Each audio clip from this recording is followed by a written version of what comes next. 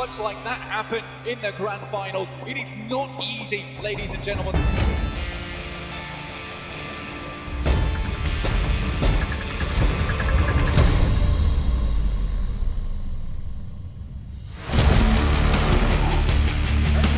برستيج امام العبود برستيج امام بود برستيج امام بود وفريق اليلا اي سبورتس يصعبوا بتفوت على اللاعب باندا نوك داون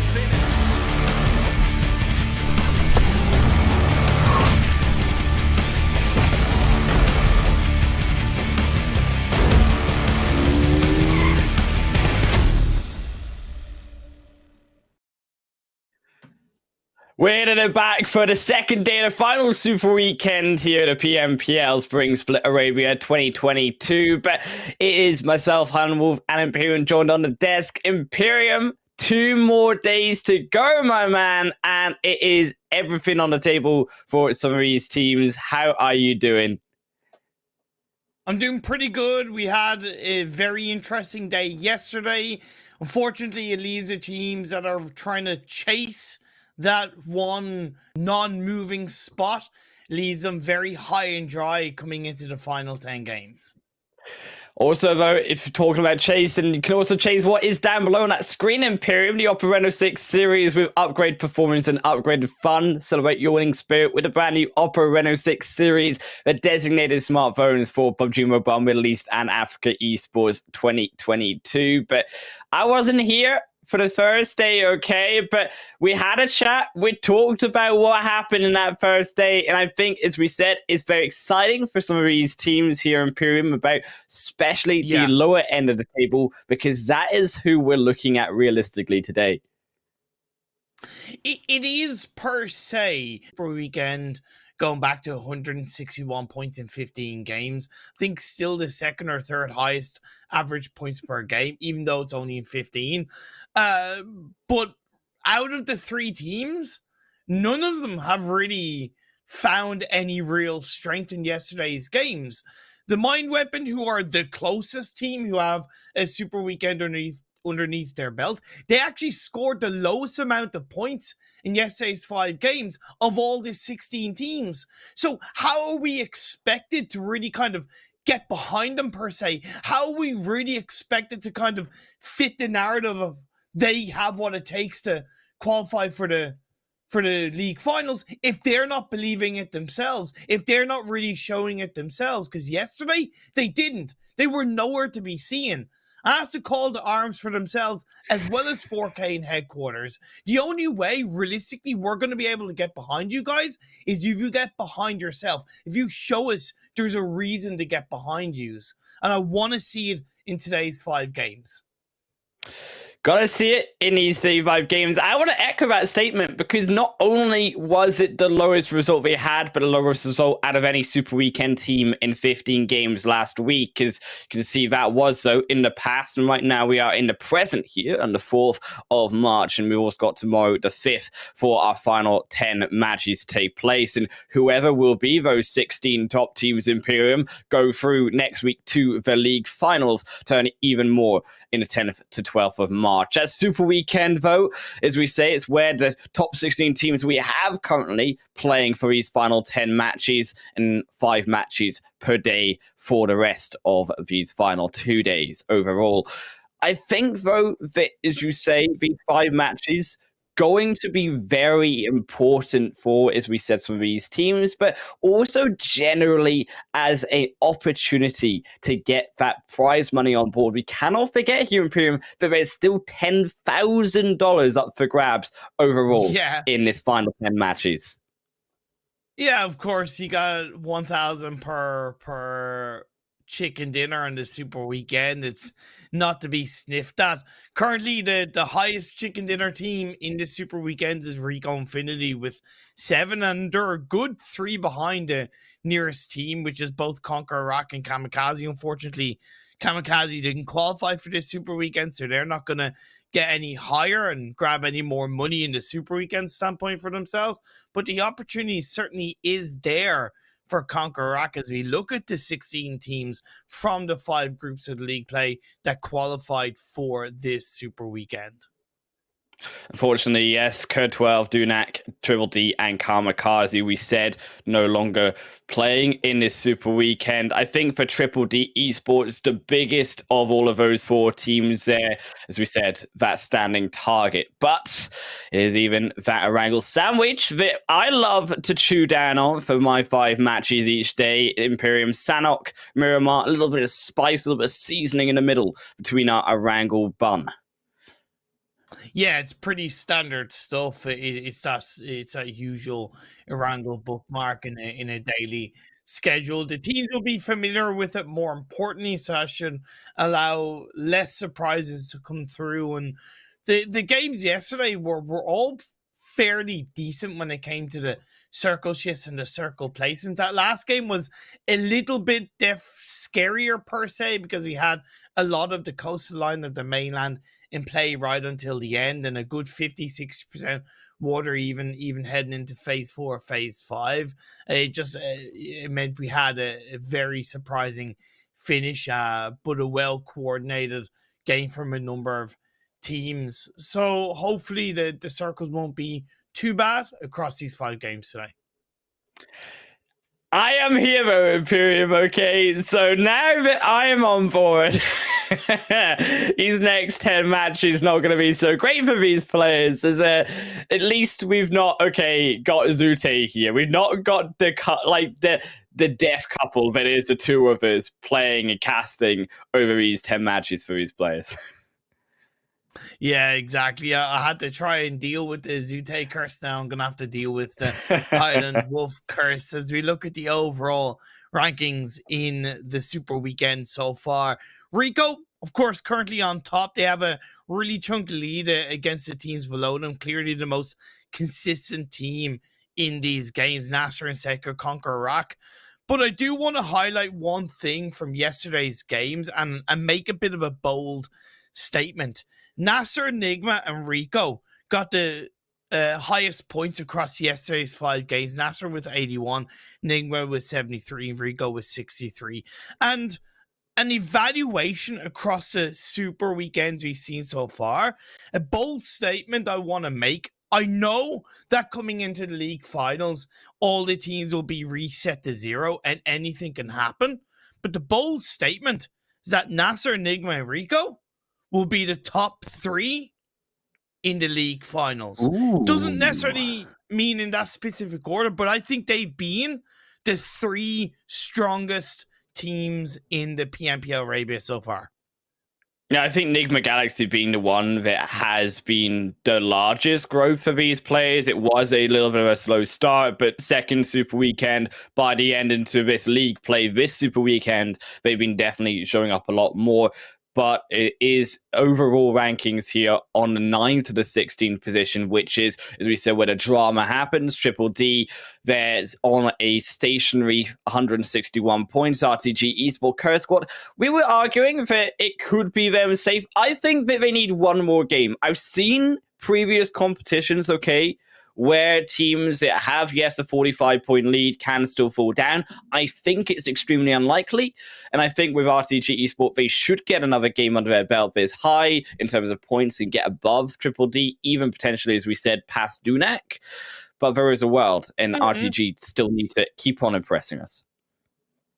Yeah, I kind of, as much as I disagree, I see where your logic is coming from with RTG, because they got 0 points in the first 2 games of yesterday, so I see where that shakiness comes from. This is the tail end of the overall standings. The Mine Weapon, 72 points in total of 20 games, 4K on 33, Headquarters on 16. So what this leads those 3 teams to get across the 10 remaining games, Headquarters need an average minimum of 14.5 points per game. 4K need an average minimum of 12.8, and Mine Weapon need an average minimum of 8.9. I don't want to count Headquarters out. Well, that's a hell of a mountain they need to climb. They're gonna need some Rico Infinity Esports-esque matches to really close that gap out. I think if they can get off on a good start and they can get maybe 25, 30-point matches for the first 2 games today, that then reduces the average amount of points they need for other matches.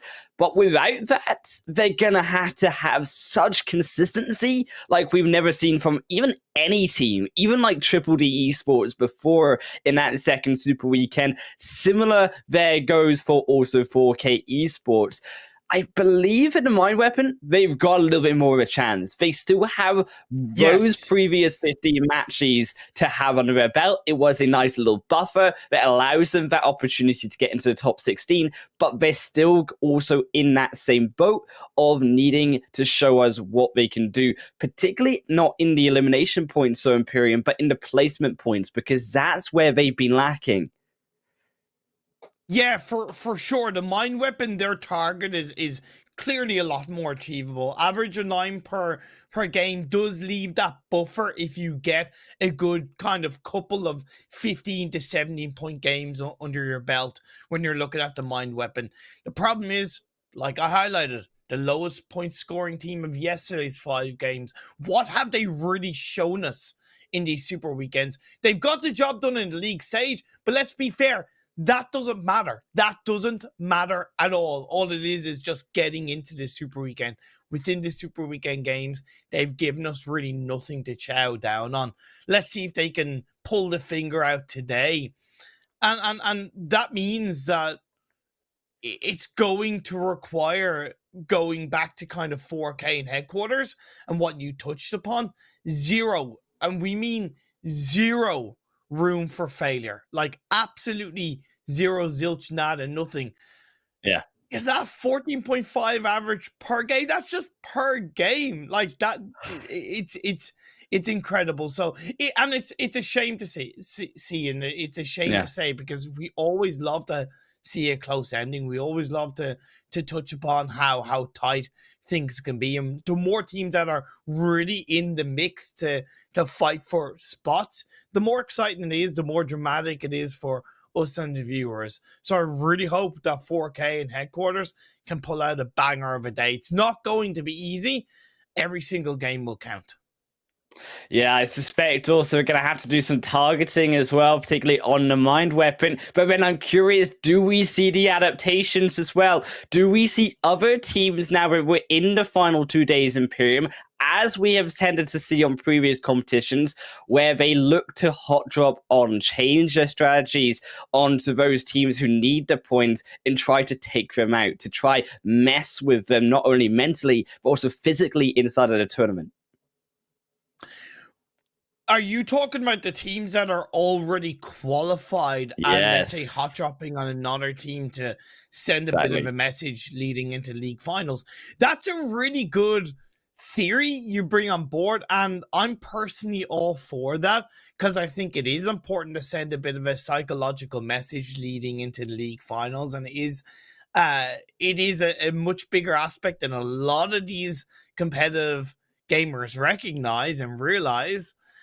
I just don't believe it's going to happen, unfortunately. As far as hot dropping onto the mind weapon, if you're 4K headquarters, honestly, that's not important. Not only because right now they simply need to focus on their own playstyle, but let's be fair.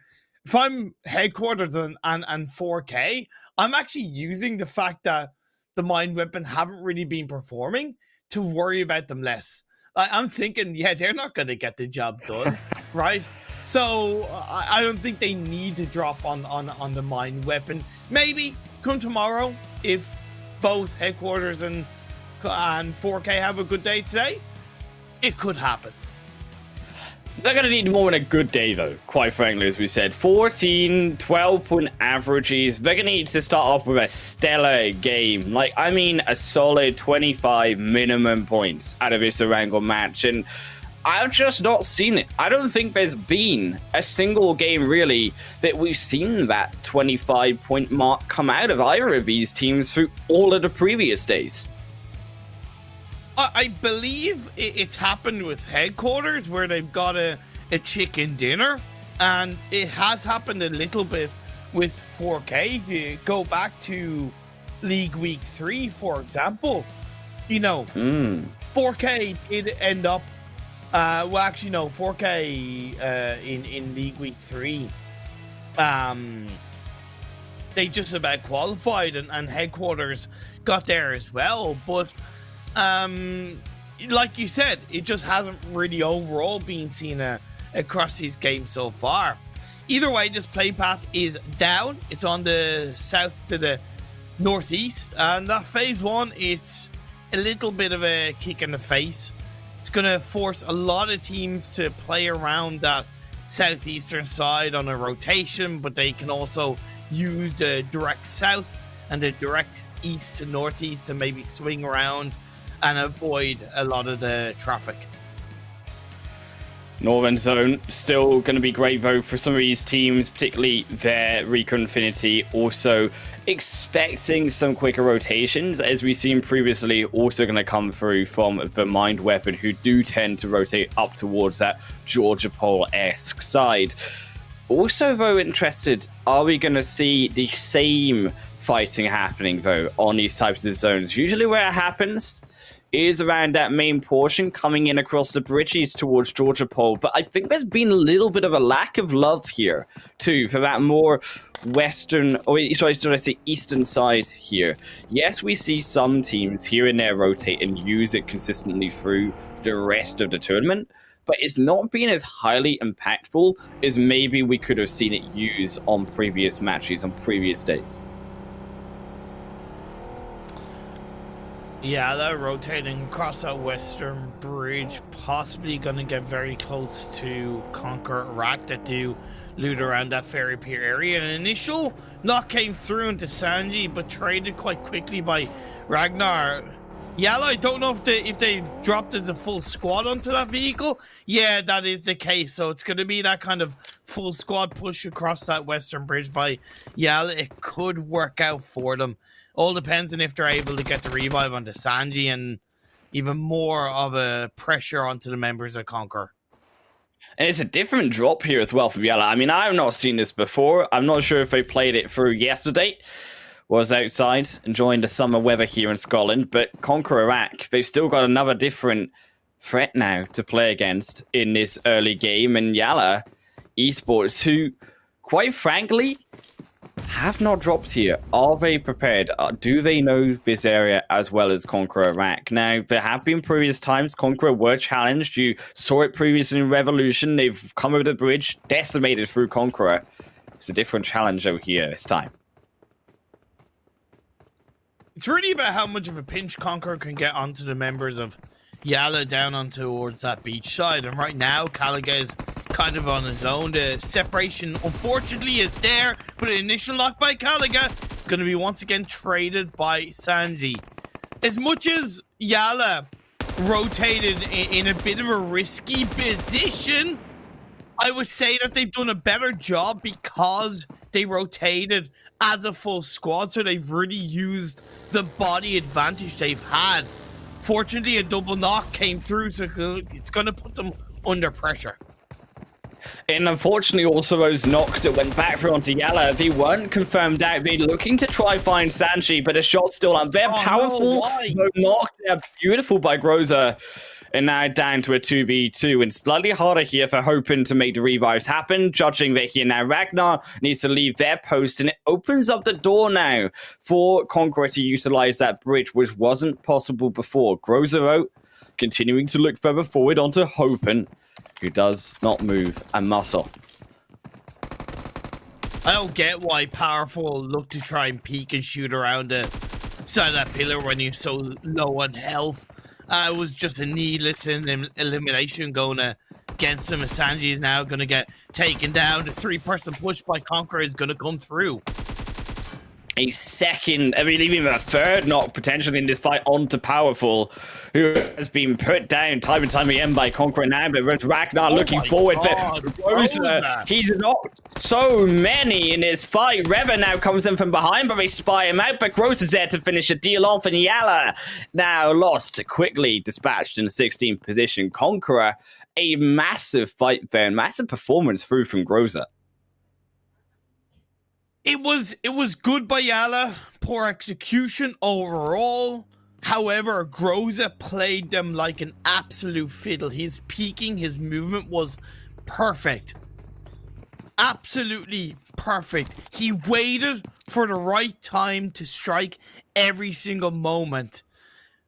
However, with Revolution moving across, it's just going to be the two remaining CONQUEROR players left to try and deal with it. Have they dealt with YaLLa in a quick enough time that Revolution don't really know where the two CONQUEROR players are, that they're just simply moving across the western bridge because of phase one starting to close in?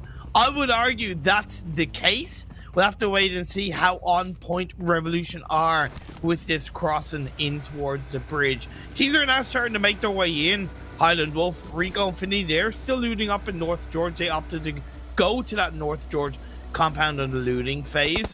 Headquarters, off the back of their looting up phase, are moving in towards the cube compound right in the middle of this phase one.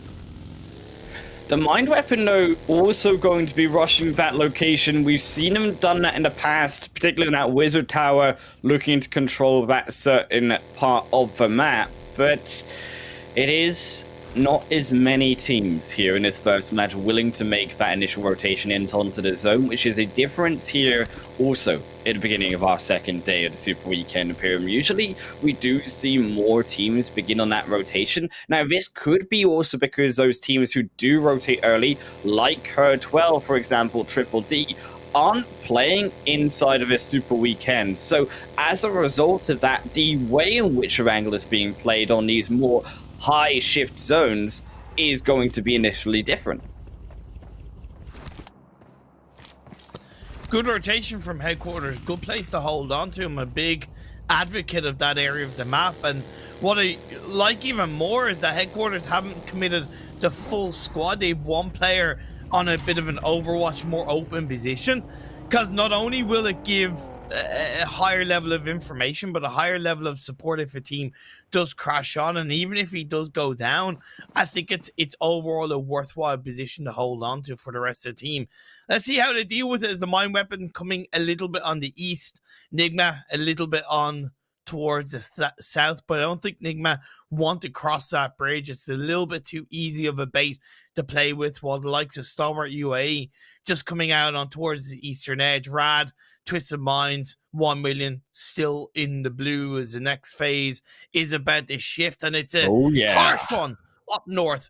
On one hand, it eliminates the south north river split that can make these teams suffer, but on the other hand, as far as I know, it's a good kind of 40% water in play.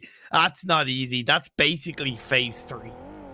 Like, you haven't managed to curse, you haven't removed it in the first game. I'm here to play now, Imperium, but this is also a trickier zone, and you can also imagine in terms of the way in which it's located. Yes, you have that south side of the zone still in land, but it's very bad for teams who take that later rotation on the possibility of getting pinched on those bridges. Now, because, as you say, it is also a 40% water zone, teams are making that very heads-up play all the way towards the coastal line, which is crazy to think of phase 2. The northern coastal line, Imperium, is the center of zone here. A twist of the mine weapon here have taken up, but it is, albeit those bridges down towards the south, that I think teams could also try to camp, try to stay on the outside of the zone, but unfortunately also, on the other hand of that, is we are also in the PMPL Arabia, and these teams, they don't like the edge of zone, Imperium. They like to be in the center in phase 2. It's a bit deceptive to go to the coastline, I feel, this early in the game. I get it, because technically you only have to worry about a 180-degree radius in front of you. But again, if that shifts away from the water quite heavily in either phase 3 or phase 4, you can get stopped very quickly in your tracks moving into those later circles. It's all about how proactive you can be on that coastline. It's all about how much you can send teams around you forward into other teams, how much damage you can do. NASR, they're swinging around the coastline but not committing to it. I think that's a good balance, bar Ragnarok inside the water. Don't know what the situation was with that. I don't know how heavily he's been spotted by the rest of Mine Weapon. I actually think that Revolution, down towards the more north, east, or western side of his zone, Imperium, they've got an excellent position. Now, Zaki, you have those hills, you have the high ground that you can try to contest, and yes, they lose Ahahe, but Rico and Infinity Esports aren't going to go down easy. Mine Weapon also versus NASR. But to go back to Revolution here, it's maybe the teams aren't focusing on this location here, Imperium, because it's not as well known. It is far out of the zone, and it's not where teams usually play. Now, Rico and Infinity Esports, they are trying to challenge this location as well. And Revolution, they're struggling, though. 2 now down is another molly onto Rex to confirm it out. Our high is also very low, and as much as it was a great rotation, it just looks like they're being picked apart. QHT finally here into the fight, but immediately he is 3-1, and instantly he goes down to 1 here. Revolution R. Smoker trying to escape. He has maybe a vehicle. No, he doesn't. That is just a rock. is Ida looks for the nade over the top. Now Rico on the other side, slowly pinching further forward. Ida did not go down, and now Smoker has to look for the chase as Rico come around the backside. They're trying to chase him from behind, but Smoker's running forward for Ida. He looks for the 1v1. Can he find it? Nade straight onto Smoker's face, puts him down to 10% health, and Ida jumps over the wall, jukes him out, and as you say, the perfect phrase, played him like a fiddle. Well, Revolution got strung up. Yeah, it was just poor by Revolution. QHT kind of went in ridiculously aggressively without any real full information.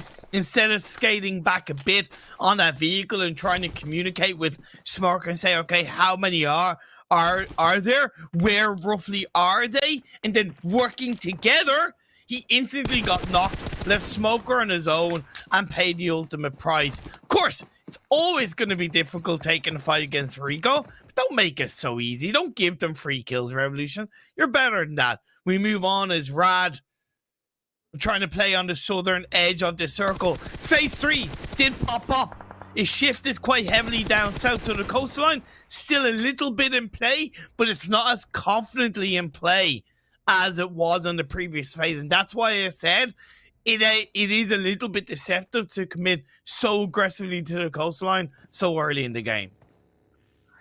Particularly also the fact that here shooting range, those hills down to the south look all that more desirable now that they are more closely located in towards the center of this zone. We are looking though at some of these teams, 963, RTG, I think now those teams to stop them coming back off the coastal line, they hold those locations. Don't imagine too many fights should happen, no. This zone, still a kind one back to these teams and allowing them some space equally inside of this map. 4K have probably the strongest spread on top of Shooting Range Hill. It's a really tricky hill to control. It's a little bit like Prison Hill in terms of there's always a higher ground. But 4K have probably like the tippity top of it, slash even kind of looking towards that lower ground on the southeast western edge of the circle. So they're covering their backs as much as they are looking forward. 1 million, they're looking forward into the arms of Twisted Minds. A second knock comes through from a normally slow rotating Twisted Minds, and sometimes the slow rotation can bite them in the butt, and that's something that I feel Twisted Minds need to really kind of fine-tune a little bit more. Yes, it's okay for teams to have a bit of a natural play style of playing it slower, but there's certain circles, certain moments, certain situations where you need to speed up a rotation, and I just don't think Twisted Minds has that locked down as easily, and it could hurt them much heavier in towards the league finals. They are a very aggressive team, though. Not one really for the placement points. We know this. They have now also, as you said, Volkers through on this tournament to try give it a little bit more depth and strategy coming in onto the zone to break that away from just their all-in fighting ability. But it's not worked out in this first game. YaLLa Esports still going to claim the kill regardless onto Dami, and Vigor is left alone. Now Rico Infinity though versus Nigma, a bigger fight as Rex and unfortunately Lord already dispatched away by SK Tun, confirmed now the elimination, and Ida's looking for the final one, but Ralph will not pay the same mistake that Revolution did and escape very cleanly out.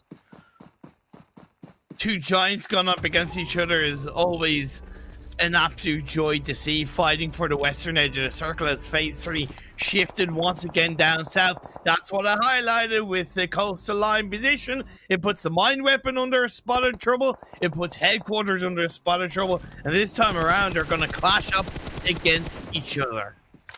In headquarters, they need a big fight, but we need to do it cleanly too. And they actually execute, separate away the solo here from the mind weapon, and they take one out. Now also bring Aziz back in, because as you said, they need the points. The mind weapon, also should I say headquarters, they need to have that aggressiveness about them. They need to be able to look for those kill points. They cannot sit with just relying on getting a chicken dinner to make that average, as you say.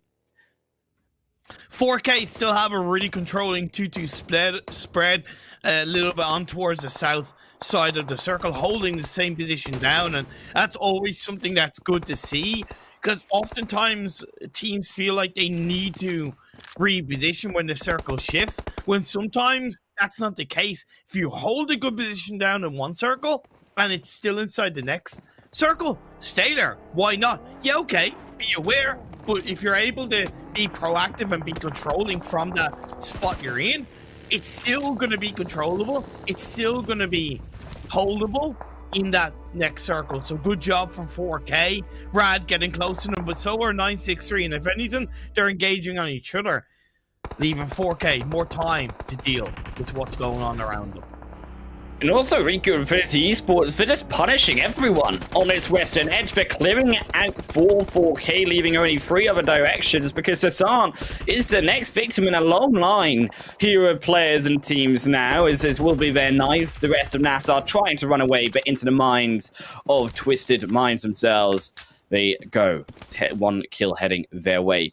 963 versus also very Rad aggressive, using the smokes towards the edge. They find a 1, but a brilliant nade through from Zux in the back end, sends out another to try finish it off, but it will only instead go this time to do a side. Though no, there's no flank. Rad now punished as well, setting more smokes back, but they lose 1. A big knock though, and big confirm on that screen. The mind weapon iKURD also though out in 12 here in Imperium. Yeah, I hate to say I told you so, but I told you so. The mind weapon, another game, another disappointing finish. This is good turnaround by 963. I really like how they dealt with the push from Rad. It wasn't quite a perfect team push from Rad. I think it was a little bit too linear. They could have swung around and even sent the player into the blue, but now they're able to gain control. 963, they are down to 1 Rad. They see the opportunity, the smoke there protects them, but there's no hope for a revive. Sitan looks on down, but it's the other ones that clean it through, and Verminier dispatches down 963 Egypt. The zone has gone back away though from 4K. It's gone in towards more the outside western end of shooting range. The hill, a big player here in this phase 5 point, should I say, but 4K Golden already situated themselves in the center. The only other team really in this zone, RTG. Falcons now approaching from that hill that we mentioned was so strong. I like 4K sending Golden right into the center of the circle. I really think that's good kind of plan B level of strategy coming out from them. But now is the time of the game where they really need to turn up the heat, switch it up to 11 and control the likes of Rad swinging in from the southwestern edge. We look at Rico, not really surprised with them controlling this north side of the map, right? They land in Severny, they land in North George. This is their area of the map, and I believe there was a game a couple of days ago when Zute was commentating with you and phase 2 popped up, or phase 1, and he called Rico to win it, and they won the game. I wouldn't be surprised if Rico win this one as well. Look, Rico, it's a little bit easier to predict though, Imperium. I'm not going to give you the Glitter Domus effect here with your 10 kills they've already got. They're looking absolutely unstoppable on this western side, and there's no one there, but that's because Rico Infinity have fought their way to make no one exist on that western side.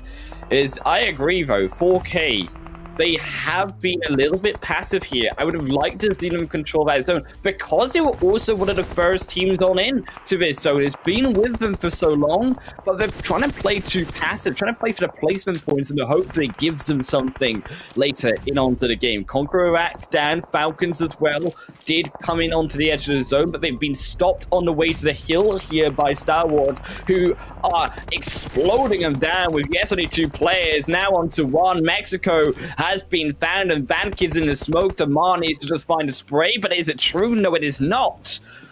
Has to watch his back. Also, Rad, 4K still on the outside, coming closer, and so is that zone.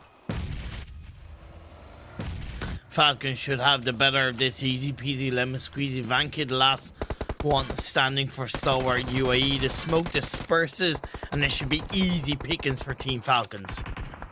Look who's also coming, though. It's a full squad of headquarters looking to steal away Vankid. Vankid goes up, and he's confirmed away by Yusuf. But headquarters, they won this fight. They're edging towards it. 7 The eliminations. zone away from them all. 7 eliminations for headquarters. Naya, I believe, did actually catch it. Now Aziz also going to be knocked. The zone against him, Naya, Aziz. The revive should come through, but again, look at the position of the zone. They need to keep going forward. Still 7 teams alive, and have not got the placement points either in the bag quite yet. Headquarters on the right track. Unfortunately, a bit of a third party on that more western side of the circle. It is this sprawling shooting range hill that's so difficult for all of these teams to deal with. Headquarters are going to cut their losses and try and move away as a 3-person team, but they're going to get stopped a little bit in their tracks as 4K. They're the gatekeepers on the northern edge of this circle. Everyone third parties also onto RTG, and it buys crucially here that solo away to space for headquarters as the zone concludes on in. Rico Infinity, though, they fought their way again on into the zone, and they do not look to stop as Jabal is praying. He got nowhere to go. Everyone around him, they don't see him yet, but the moment he peeks his head up, they will find him. When will he go? Finds SK Ton, tries to find a second, but it's not quick enough in the shots, and Bandar gets it. They made a revive. Yes, it slows him down, but it is solidified here, this western end for Rico. 4K suffers 1 knock, but they have a little bit of a dip to execute that revive. Plus, it was traded, so headquarters are going to be taken down, and just like that, boom, down they go. But a hell of a game from headquarters. Hell of a game from them in this game 1, as well as 4K. The 2 teams that qualify for the very first Super Weekend. It took 5 games, but now they finally start to wake up. Finally they do, and they've slammed the alarm clock, beaten it down, and they're going to beat down as much as they can here with that beautiful ridgeline onto Rico Infinity Esports, but they will not go down quietly.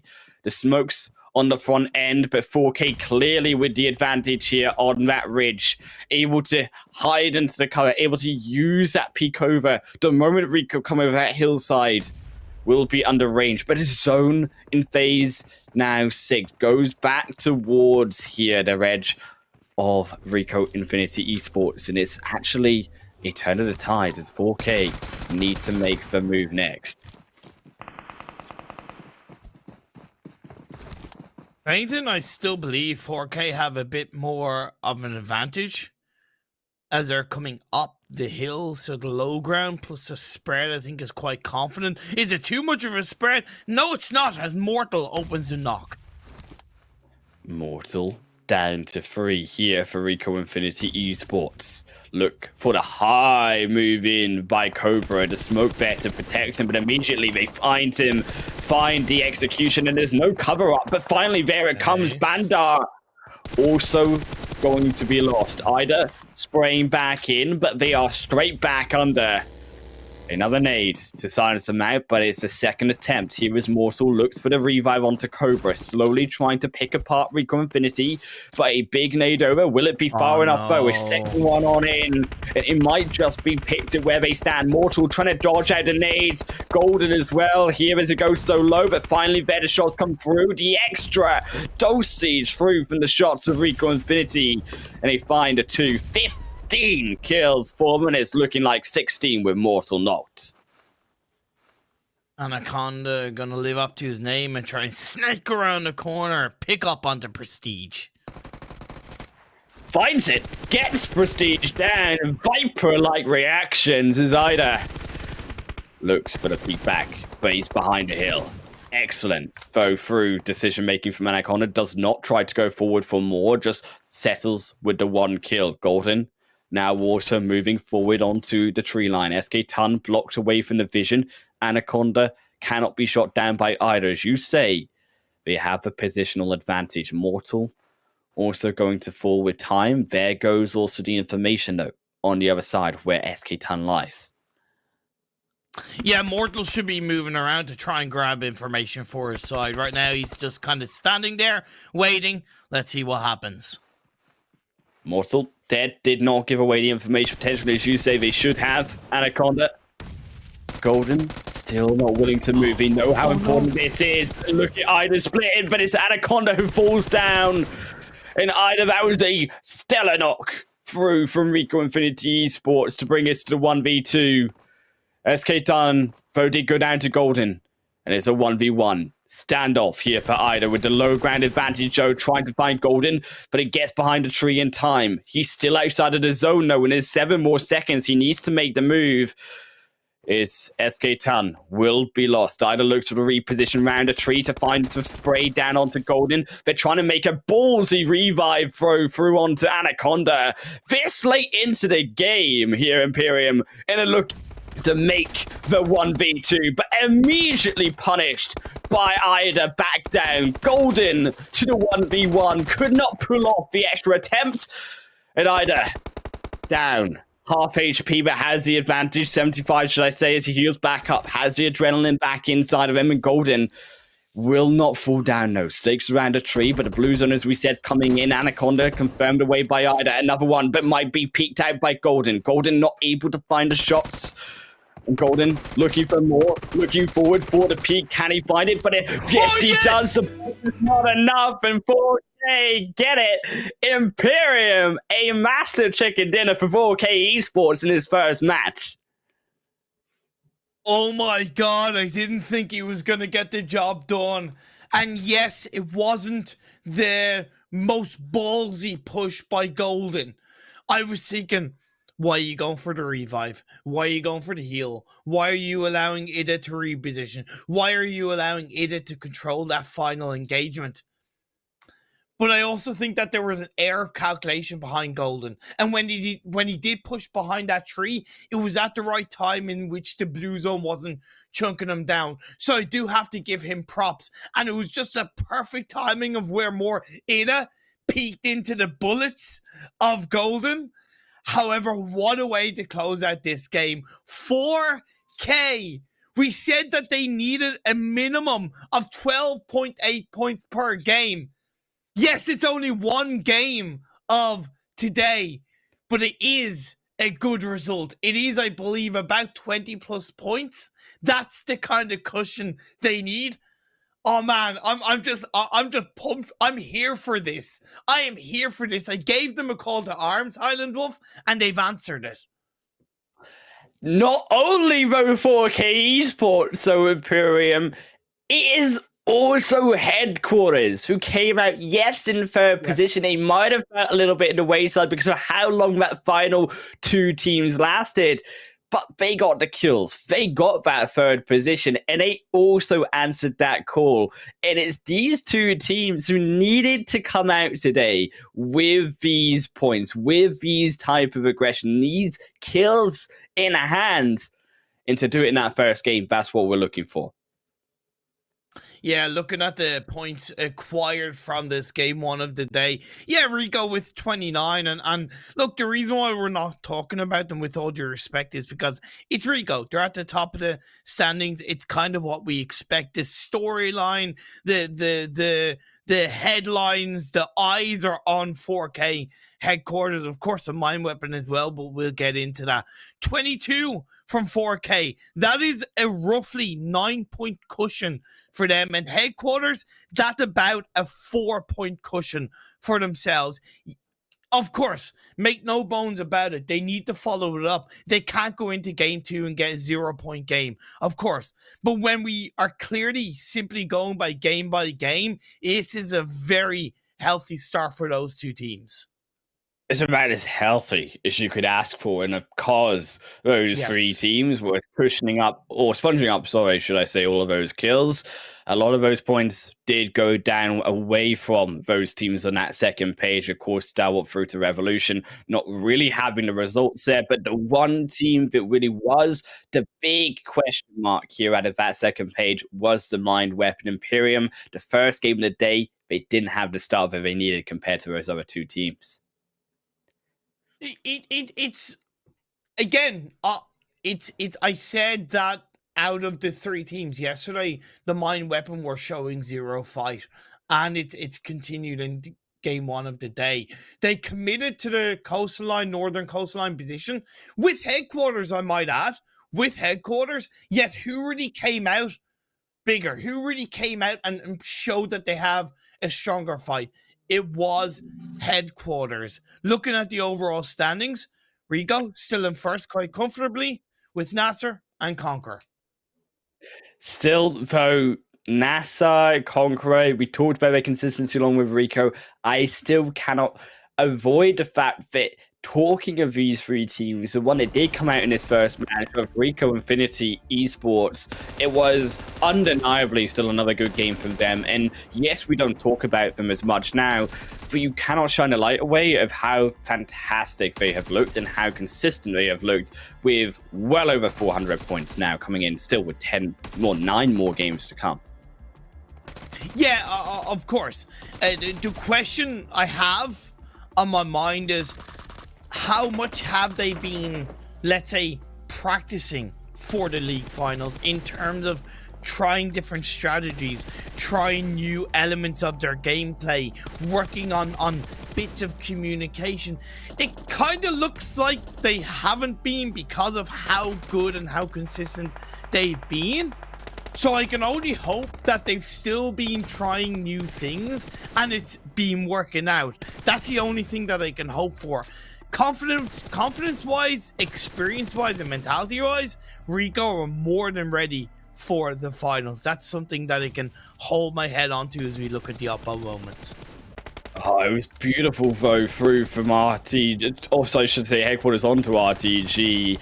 Headquarters finding that nade through. They got also the 7 or 8 kills that they were able to grab through by the end of this first match. They got the 3rd place, as Rico cleaned up this western side. Yes, it opened the door. Rico got the zone by the end of this match, but it was this little bit of a ridge line in from 4K. They had been slowly working their way in. They were able, with the help of Rico, to dispatch down headquarters, and from here, having that slow maneuver on, having that slow play of the fight, Rico not really being able to move, forking all over the map in that final fight, it made it hard for Rico to track them, and that was the difficulty alongside the landscape of Rico not really having the terrain in their hands to try answer back that movability through from 4K. There was mistakes from both sides, of course, Highland Wolf. I think Rico could have been a little bit more aggressive throughout the initial parts of that engagement. And 4K, I think they made mistakes of trying to go for the revives time and time again. And Rico could have probably have taken advantage of it. However, it was a really good way to close out this game 1, and you see that final moment. It was well played by Golden to secure the chicken dinner for 4K. Very important match for headquarters 4K. Got to see, though, if the Mind Weapon Imperium can match that result. It's going to be Miramar after a short ad break.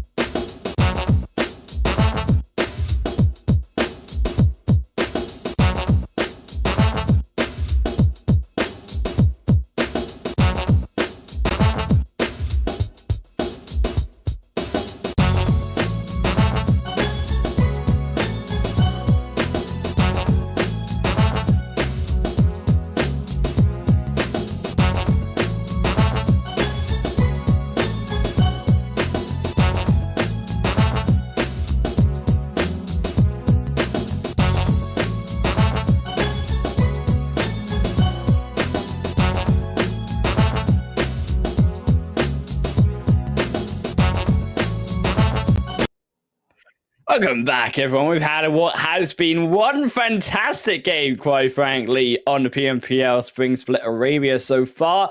Day 2 of the Super Weekend. Number 3 is lighting up, but not as much as all of the streaming that we've had going on by our official streaming partner here at Nemo TV. But also, if you want to jump in and explain your own thoughts here of what that beautiful first game was about, you can find us on the social media and join in on the conversation too, using the hashtag PMPL Imperium. We got to talk about it, okay? Because if they just missed it, oh, what have they missed? They missed some beautiful 1v4s yesterday. They missed a beautiful game 1. Before the break, Rico still in the top spot. NASR in 2nd, KONQUEROR in 3rd, Nigma in 4th. It was great in that game 1 on a side note. See Rico and Nigma fight up against each other. Just a little bit of taste of what we might see in the league finals.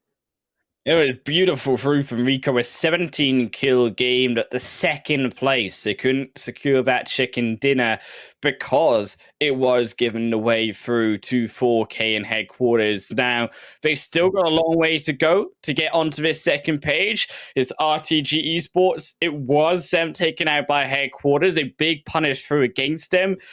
Only 5 points though for that game, and that was much lower. And now the gap between those teams and RTG slightly getting a little bit more tense.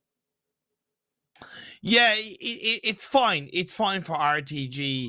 Yeah, they might stutter their way past Triple D, but I think they'll get there no problem. It was good to see Rad have a bit of a confident game in the first game of the day to just really solidify that lead ahead of not only Dunak, but even get closer to 963 Esports and 1 Million Revolution as well. Stalwart holding on to 9th is good. I have a lot of questions around their current kind of play style, how they're playing, and I really wonder how much of it is to do with whether or not they're practicing or experimenting different things leading into the league finals. I don't have enough experience with the history of the roster to wonder or believe that that's the case.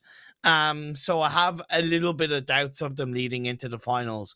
But this is it, Jake. The bottom 4, it may look the same, but the points speak much differently. 4K jumped up to 55. Headquarters jumped up to 35. The Mind Weapon, they're just sprinkling point by point in these games in not a good way either.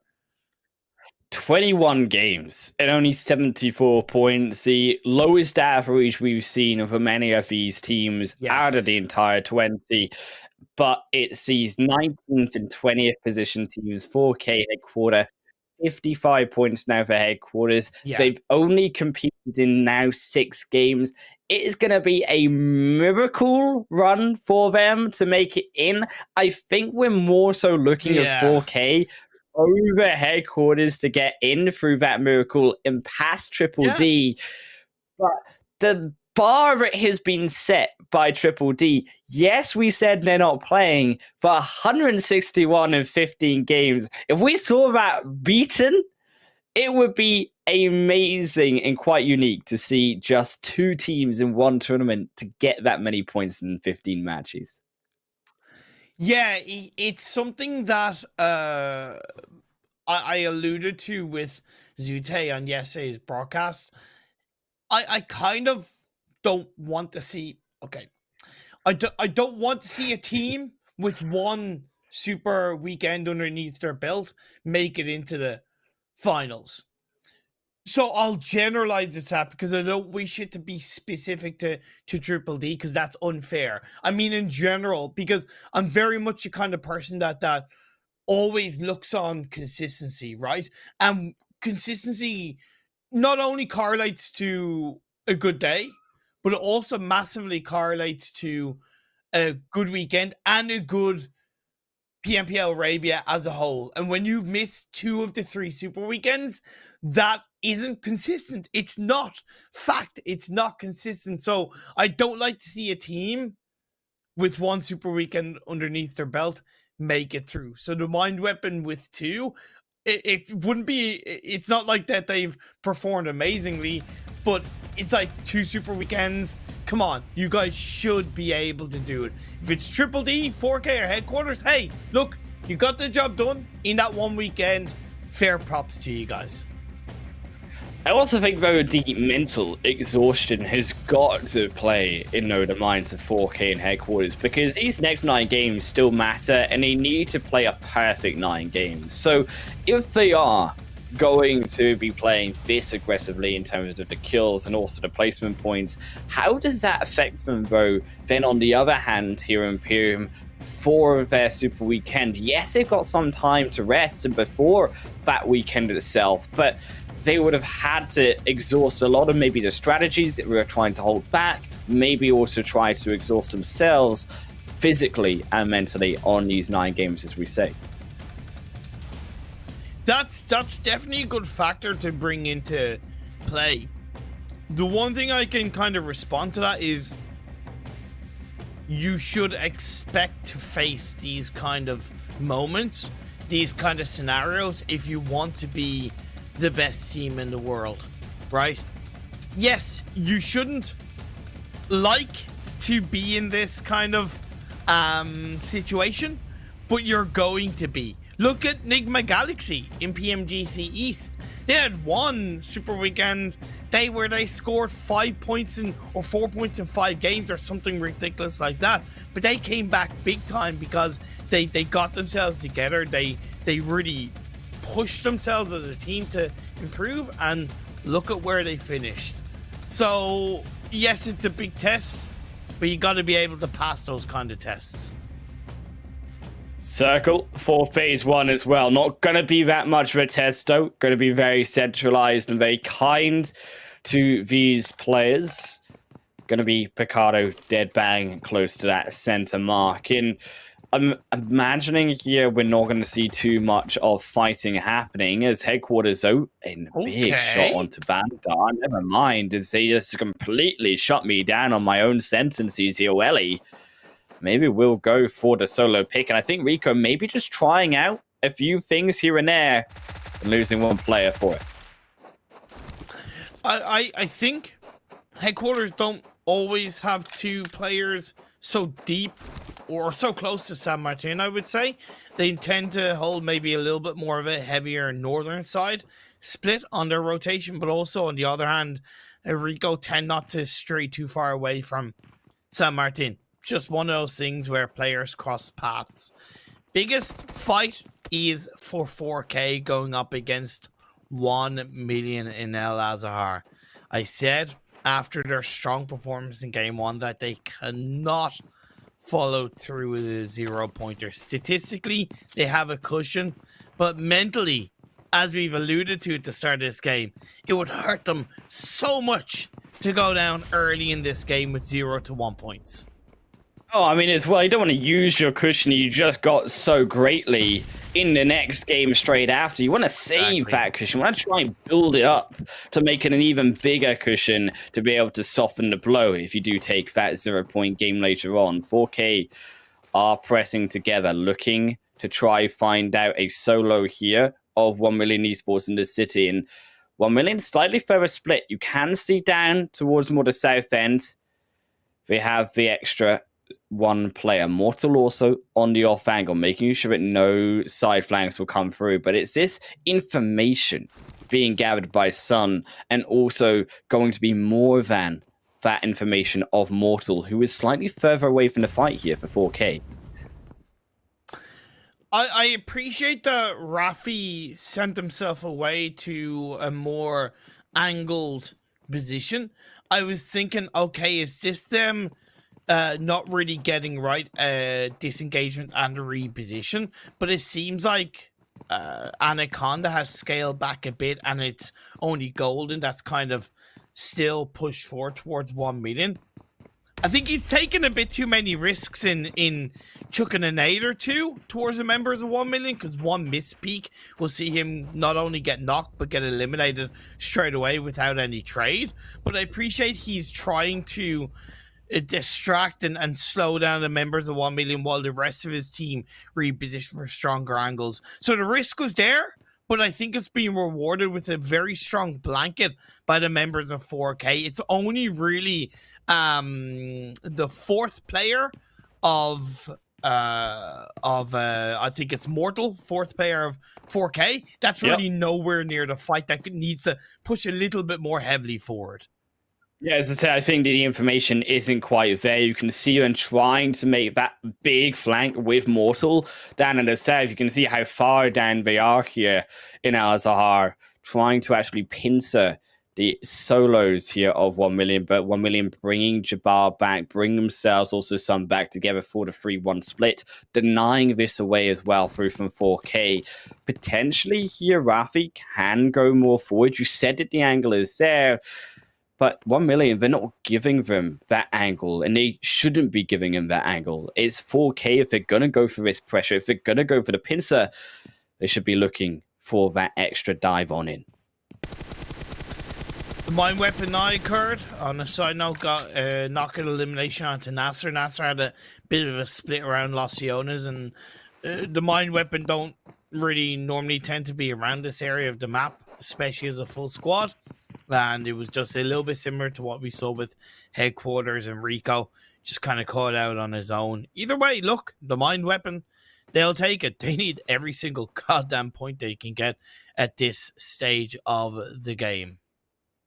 Maybe this is also why, as we say, these teams are trying to change up the strategy, and we hinted it. I said it at the start of today. Maybe these teams, they try to change their strategies, try to catch off guard in some of these games some teams who maybe are not used to being pressured this early on in their location. The Mind Weapon, no. It is going to be tough. Stalwart also tending to rotate down to Los Leones will be there to challenge them too. 4K Esports, though, in the challenge versus Jabal. Jabal has gone straight for Mortal, and they have tried to do exactly what 4K did. Their own playbook is they try to split, try to pincer 4K. Yeah, Mortal needs to disengage away, or the rest of the team needs to look to support him for the most part. Most importantly for 4K, they need to not lose players, and Mortal has scaled back around by the underside of the building. It is 1v2 against him as soon. Jabal push forward. Jabal pushed forward, it should be clean for them, and they cannot find it quite yet. Mortal barely lives, he gets two!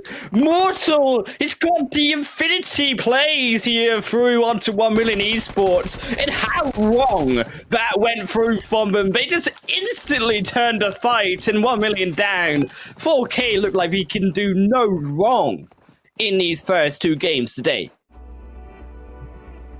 Oh boy, 1 million. That was poor. That was genuinely poor. Props to 4K. I think it all came down to the setup for the most part, right? It all came down to the repositioning a couple of minutes earlier in that game, and they did deserve that team fight with how proactive they were. And 1 million, yes, they were trying to get out of it, and they were able to isolate Mortal.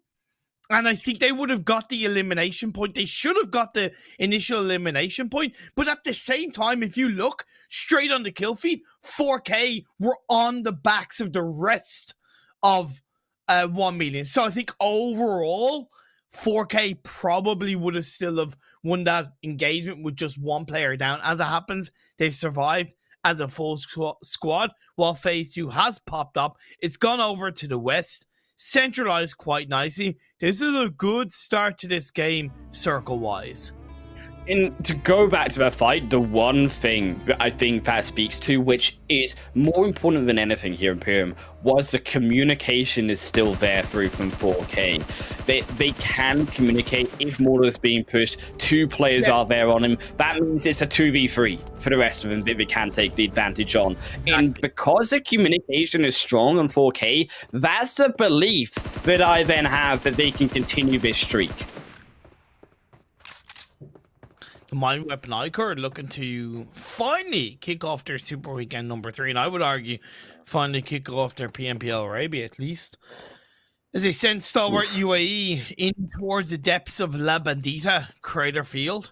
good stuff by the Mind Weapon iKURD. They're on that eastern edge of the circle, and it's important that they suppress, create a little bit more space around them leading in towards phase 3. It's not like Stalwart are repositioning to a poor place once they get out of the Lambadita dip, because that western side of Lambadita is more than strong enough to hold on to inside this phase 2. CONQUEROR are up on the kind of hills outside of Lambadita, which is great as a phase 2 position to split up in towards, but a lot more kind of cluster of teams on that western side of this phase 2 than I maybe initially expected. This is PMPL Arabia for Imperium. This is what we've got to expect, I'm afraid. It may not be the meta strategy that all of these teams do like to go more centralized towards this second phase, but we saw that in the first game, and I think we've seen that, as we say, through the entirety of this PMPL Arabia season, and it's not always been like this. So we did used to have this in the way of these teams playing very passive up until phase 3, phase 4, more like the Asian regions themselves, but there has been a notable change, and I want to repeat that because it is so unique to see so many high-class teams in the PMPL go for the center of the zone every single time almost.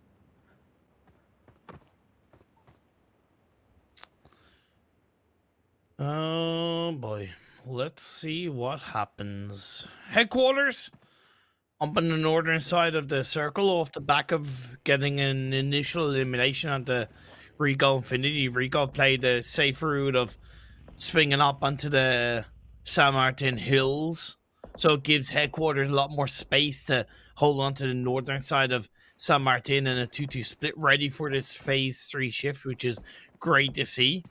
Revolution, one of two teams that's more on the southern edge of this phase 2 circle with a good split, while YaLLa not really liking their position at the tail end of phase 2. I think it's not a comfortable spread up towards that edge of Picado hillside.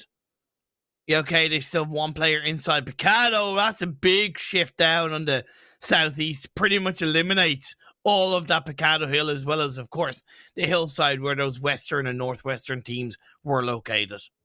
A very dangerous shift as well. I think a lot of these teams, to Imperium, the temptation to go to Picado, but these teams should avoid Picado. That's not really a compound that you can stay in. Yes, it may grant you some security on this phase 3, but the likelihood that it shifts away, and then also how do you get out of Picado itself once it shifts away. This is the problem these teams are going to face, and as a result, you are expecting some of these teams to instead look elsewhere, down into more of that open desert region where it is going to be more flat, where there are hills, but there's not as much cover as we say of the city. Great rotation reaction by the Mind Weapon iKURD. They've swung behind NASR Esports to go into that kind of southwestern edge of the circle to the west outside high ground of Los Leones. It's really quick play from the Mind Weapon iKURD. This is a good thing that I like to see from them, and considering how kind of critical I've been, I'll always do my fair dues and compliment the team on a good rotation. Nigma avoiding the likes of Rad on their rotation into the western edge of the circle. And the headquarters as well are going to have to be aware as they scale in, while RTP, they held onto these high grounds of Picado Hill, and they're catching Rico out, and down Rico go. Rico caught with pants down. There's nothing that they could do to RTG, and this is bad, though, for all of these other teams. As we said, RTG, them considering that they're getting out of points in the second game, whistles the potential down for getting into the finals to that one singular spot, and makes that competition all that more harder to try fight for that spot the Triple D do currently hold. Remember, phase 3 though is already on its closing on in, and you can see the Nigma rotating back and find a revive potentially on here to Hamodi, as Hamodi is bleeding down. Ralph trying to scatter it out, but Rad may be using him as a bait. 4K Mortal as well on the other side, finally rotating their way in onto the phase 3, down from El Azahar, but NASR are here on the other end of the road, which as a result, Morsel not willing to go any further, goes back here to the rest of the team to find another exit in. Be careful, 4K. Don't. It's important that you really look to get out of your vehicles and create that spread that level of information sooner rather than later. You can see Falcons are kind of there before you, but the next phase. Oh my sweet Jesus. I don't know what are you doing to these circle shifts? Like I said to Zute yesterday, I'm only one man. I'm only one human being. I can't fight all the powers in this world. That's a big shift over to the west. Oh, I like it. I like it big here, Imperium, on these zones, and I like the hard shift back over, making it even more extreme. There is a small dip on that more southwestern side. There is high ground. Teams can use that, but again, the problem is, like those bridges in game one, how do you get down? How do you get across there afterwards? And as a result, teams going to have to then fight for that only other spot here, as we say, in this difficult zone, which was currently controlled around that YaLLa side, but even there is going to be complex because it is so open in this next phase 4. You cannot 360 control that location. Headquarters on the north side trying to fight down onto that hill, but Rad do have a piece of. And they have also the building of Conqueror as well versus the fight versus 4K, but Mortal, another big strike down onto Callaghan, but Mortal quickly returned back. Yeah, 4K made a big mistake by pushing hard into the edge of the circle without any real information. They should have known that on this kind of big shift, there was always going to be teams straight away more solidified on the edge of the circle. Yes, it's on the kind of lower ground of Picado Hill, and you can technically rotate through Picado, but even then, it's something that 4K should have been aware of, and they go down because of RTG and Falcons committing to the edge of Picado. Short-term success, long-term failure might be the play for both teams, whatever the result is. I think the Falcons have just gone back to their roots. So our previous PMPLs, this was their location in Picado. So they know this like the back of their hands, and they are trying to sit comfortably inside of it. But we said it is a bait. It is not the best option because you are still got to fight potentially other teams, and you still got to both get out here of this city too. RTG pressuring for them forward. We have the eyes on the door, vault through the window. Won't spy a single Falcons member though, as they all hold further back. On the kill feed as well, the mind weapon iKURD losing one. There is another drops, and RTG closing the gap. There's even one rotating round to cut off the exit of Falcons. Good play by RTG Vito. He's a man of much experience, a man of many talents, I'll tell you that much. As the mind weapon go down, another horrifying game in their hands, despite me crediting their initial early rotations. If you don't have the wherewithal to know when to fight, when to rotate, when to really play the game, that's when it goes horribly wrong. Nice nade by Vito. Looks to slow down the members of Falcons. This is some great blanket effect gameplay from RTG.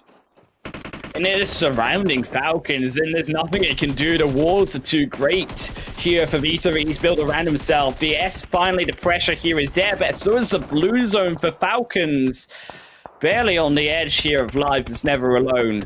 Looks for the 1v1, but it's Groza who comes in from Conqueror to help finish it off, but it's been made back from KSJ9 who finds it. But it's instantly a piece for piece. Falcons also strike his second. Falcons down to 2. Look for the nade. In onto RTG. Steps back away. It was actually a molly here. It tickles down the health bar of Volt, but he doesn't go down completely. It's a revives. Look to come out, but where did the zone go, Imperium? That is the important factor. 20 seconds for the fight to finish up, and RTG know it. They need to get out of his city. They need to finish the fight up, and Volt goes in, but a Hail Mary play does not work out, and they're silenced down RTG Esports. But like I said, short-term success, long-term failure, whoever really won it. You saw Conqueror, Iraq were third-partying onto RTG earlier on. They're going to, of course, slow down, battle, and really just blow down on towards the members of Falcons as the Blue Zone encapsulates players who won out in Picado. The circle shifting down towards the south. Nigma Galaxy have the compound. Stalwart UAE trying to deal with Revolution in the dip by the side of the road. YaLLa, they've yet to really wake up in this super weekend, but this could be their game. They have a big hillside on the northwestern edge of the circle. They've got everything given to them. Nigma Galaxy, the only other team here with the strength of a compound. We could argue, yes, 963 have one of their own, but it is so far down towards the south of this zone. It is likely it goes back away from them. My eyes still, though, on one team here, and it's not Falcons trying to escape here versus CONQUEROR. It's Headquarter still on the outside of the zone fighting versus Rad, as Revolution also going to engage in on the fight versus YaLLa. They know what's coming to them, Revolution. They know exactly what's coming to them. And if it's not Stalwart, it's YaLLa on top of the high ground as nades come through to dish the dirt on towards the members of Revolution. Fights on the edge of the circle is a plenty because nobody's going to look to hold onto the central part of this circle.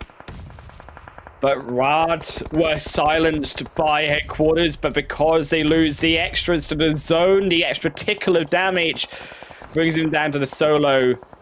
Naya, though, plays it right, doesn't go in for the compound, but Nigma Control will hold on the very ultimate edge as Stalwart also lose their lives. Now it's down to Headquarters.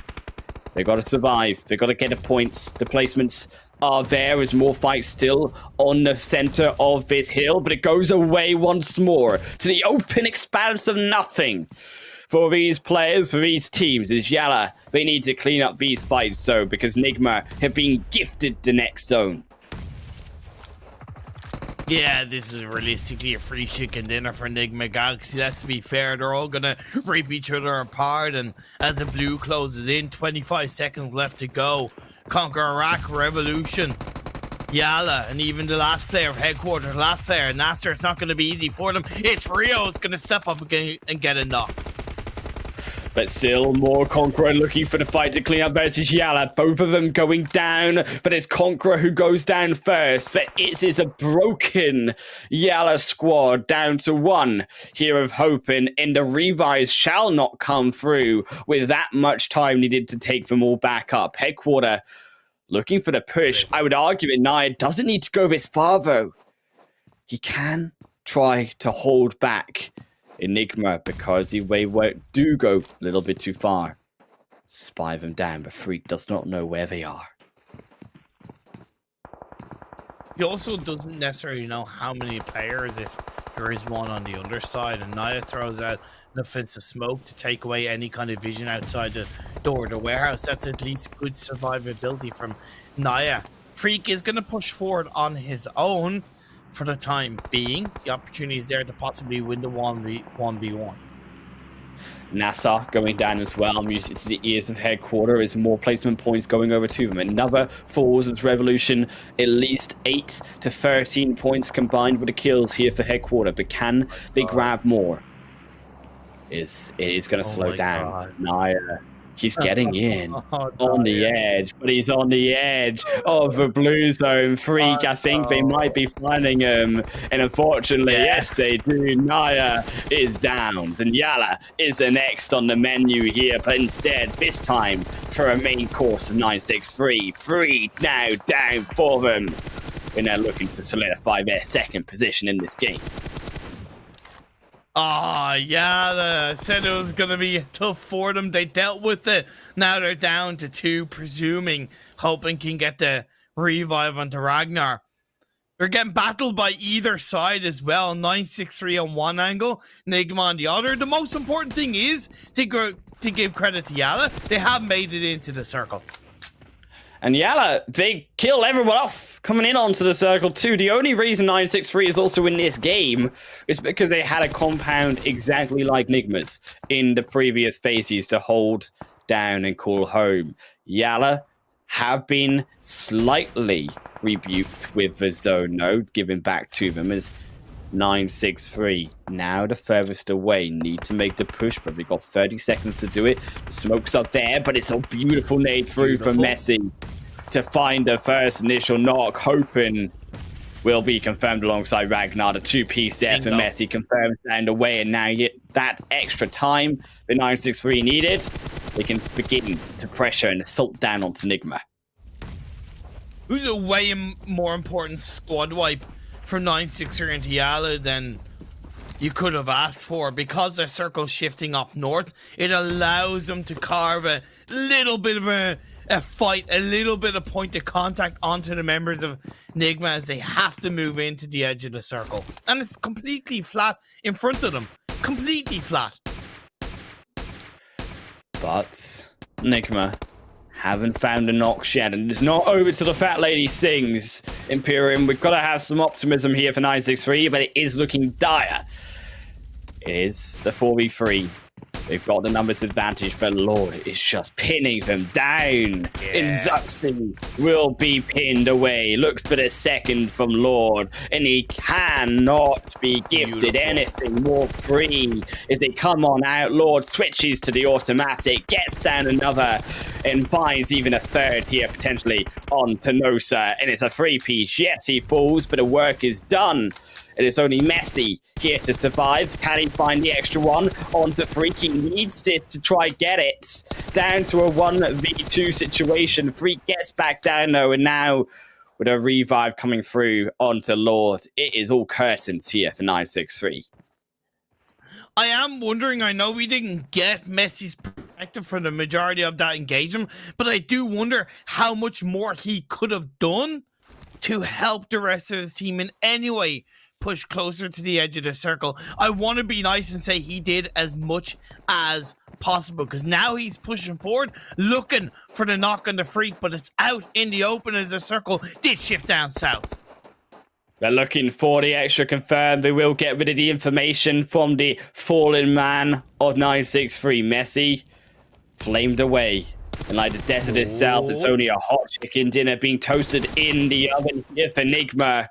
They look for the 1v1. They find it, and Nigma another $1,000 through for themselves. That was a clean finish. Good job from both sides. In the end, I hadn't quite realized that it had gone down to that 1v1, by the way, on a side note, in the end between Freak and Messi, because I was wondering what Freak was doing. I thought the player that had been knocked had another teammate by his side to get the revive, but either way, Freak just pushed it. He pushed it right, and although the nade chunked him down to half health, that is kind of, I feel, the difference between a non-PMGC player and kind of a really experienced PMGC player. Freak was in no way switched by that nade damage. He's like, yeah, look, I'm on a warpath. I'm going to go for it. There's no hesitation, and it's great to see that kind of play come through. Good job for Messi. It wasn't as free of a chicken dinner from Nigma as I initially thought, and 963 did a hell of a job to make it hard for them. They did indeed, securing that second overall position on our match rankings, 22 points equally given over to them. But headquarters, another game for them here, 13 points that they needed to. So the consistency, it's still there coming through from them. It's there. It's there. That's 32 points in 2 games. That's over the 14.5 average per game that they require. That's 29 in 2 games technically they needed. So they have a 3-point cushion. It wasn't as heavy, like it was obviously a good 1.5 to 2 points away in this game too. But again, the cushion they got from the game 1 was enough to soften it a little bit. So they still have a small bit of a cushion coming into game 3. Game by game, we're looking all eyes on headquarters, 4K, and the Mind Weapon. But I don't see 4K and Mind Weapon in the first page. Therefore, they're down in the second page. It wasn't the best game for them both. Mind Weapon iKURD, okay. Another bad game for them. I'm worried, and I'm starting to have a doubt in my mind that they can get through into the finals. I'm just not seeing the consistency from a team that has played also an extra 15 games, quite frankly, over 4K, and here headquarter, who are also catching up to the Mind Weapon too. But 4K, now, yes, they went out very early. It shouldn't have been the case. It was a massive mistake on their rotation on in. Do believe, though, but because they got 5 points, that 9-point cushion that you talked about, Imperium, it then was used in this game, yes, but they're not going into the negative. They still have the same average that they had coming into the day to get. Yes, for sure. They needed a less average points per game than headquarters of about 12.8 or 13, essentially, and they're on 27 total out of the 26 that they needed across the first 2 games. Having a look at the overall standings will be able to give you guys a little bit more of a visual representation of really how close those 2 teams are to that non-moving target of Triple D on 161 points. It's safe to say, Nigma, they're all good. Conqueror, they're all good, etc., etc. Second page, it's where it counts. It is where all the drama is here on our final now 8 matches remaining for these teams. Triple D, 161. They must be so sweaty right now, praying, giving all the prayers. Their headquarters do not have another good game, Imperium. Yeah, it's just there. Yeah, they are biting their nails every single game and watching, hoping that none of the teams behind them really have good results. I would argue they're obviously praying that RTG have bad results as well, because the more of a cushion they have to not going out, the better. The final page speaks volumes. The Mind Weapon, yes, they're on 76, but again, they played 22 points. 4K have 15 less games than Mind Weapon and are only 16 points behind. That's a pretty decent average so far from 4K of roughly about kind of 9, because they have 60 points in 7 games, so that's about a 9-point average per game. In the fact that also KURD12 here, Imperium, aren't going to be playing the finals, yes, have only played 15 games. The Mind Weapon have played 7 more games than them and are only 5 points ahead of KURD12. That's how poor the Mind Weapon are doing. They need to step up, and we know then we've seen games from the Mind Weapon iKURD where they can step it up and they can have these fantastic games. It is just so few and far between that it is not realistic, the chance that they do have of getting through into the finals as much. 4 points per game as you look at the up moments. This is the most important fight overall for 4K.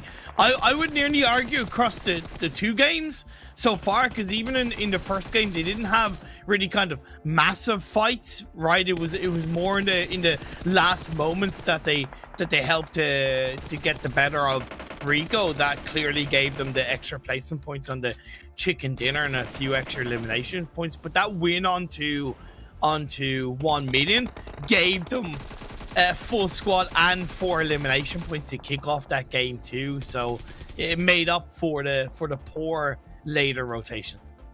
Yeah, it looks so great. I think they definitely, had they survived, it could have been another massive game through from 4K. Alas, that was not the reality, as RTG, also under pressure, fell down after their comfortable 4 kills that they got over here, the rest of Rico and also Falcons. But it is headquarters who, yes, were pinned down so strongly by Nigma later in this game. But Naya, the standout MVP for their squad when it comes to surviving after all of this fighting going down. Naya, you can see on that top of the map, is just there constantly like an annoying fly that you cannot swat.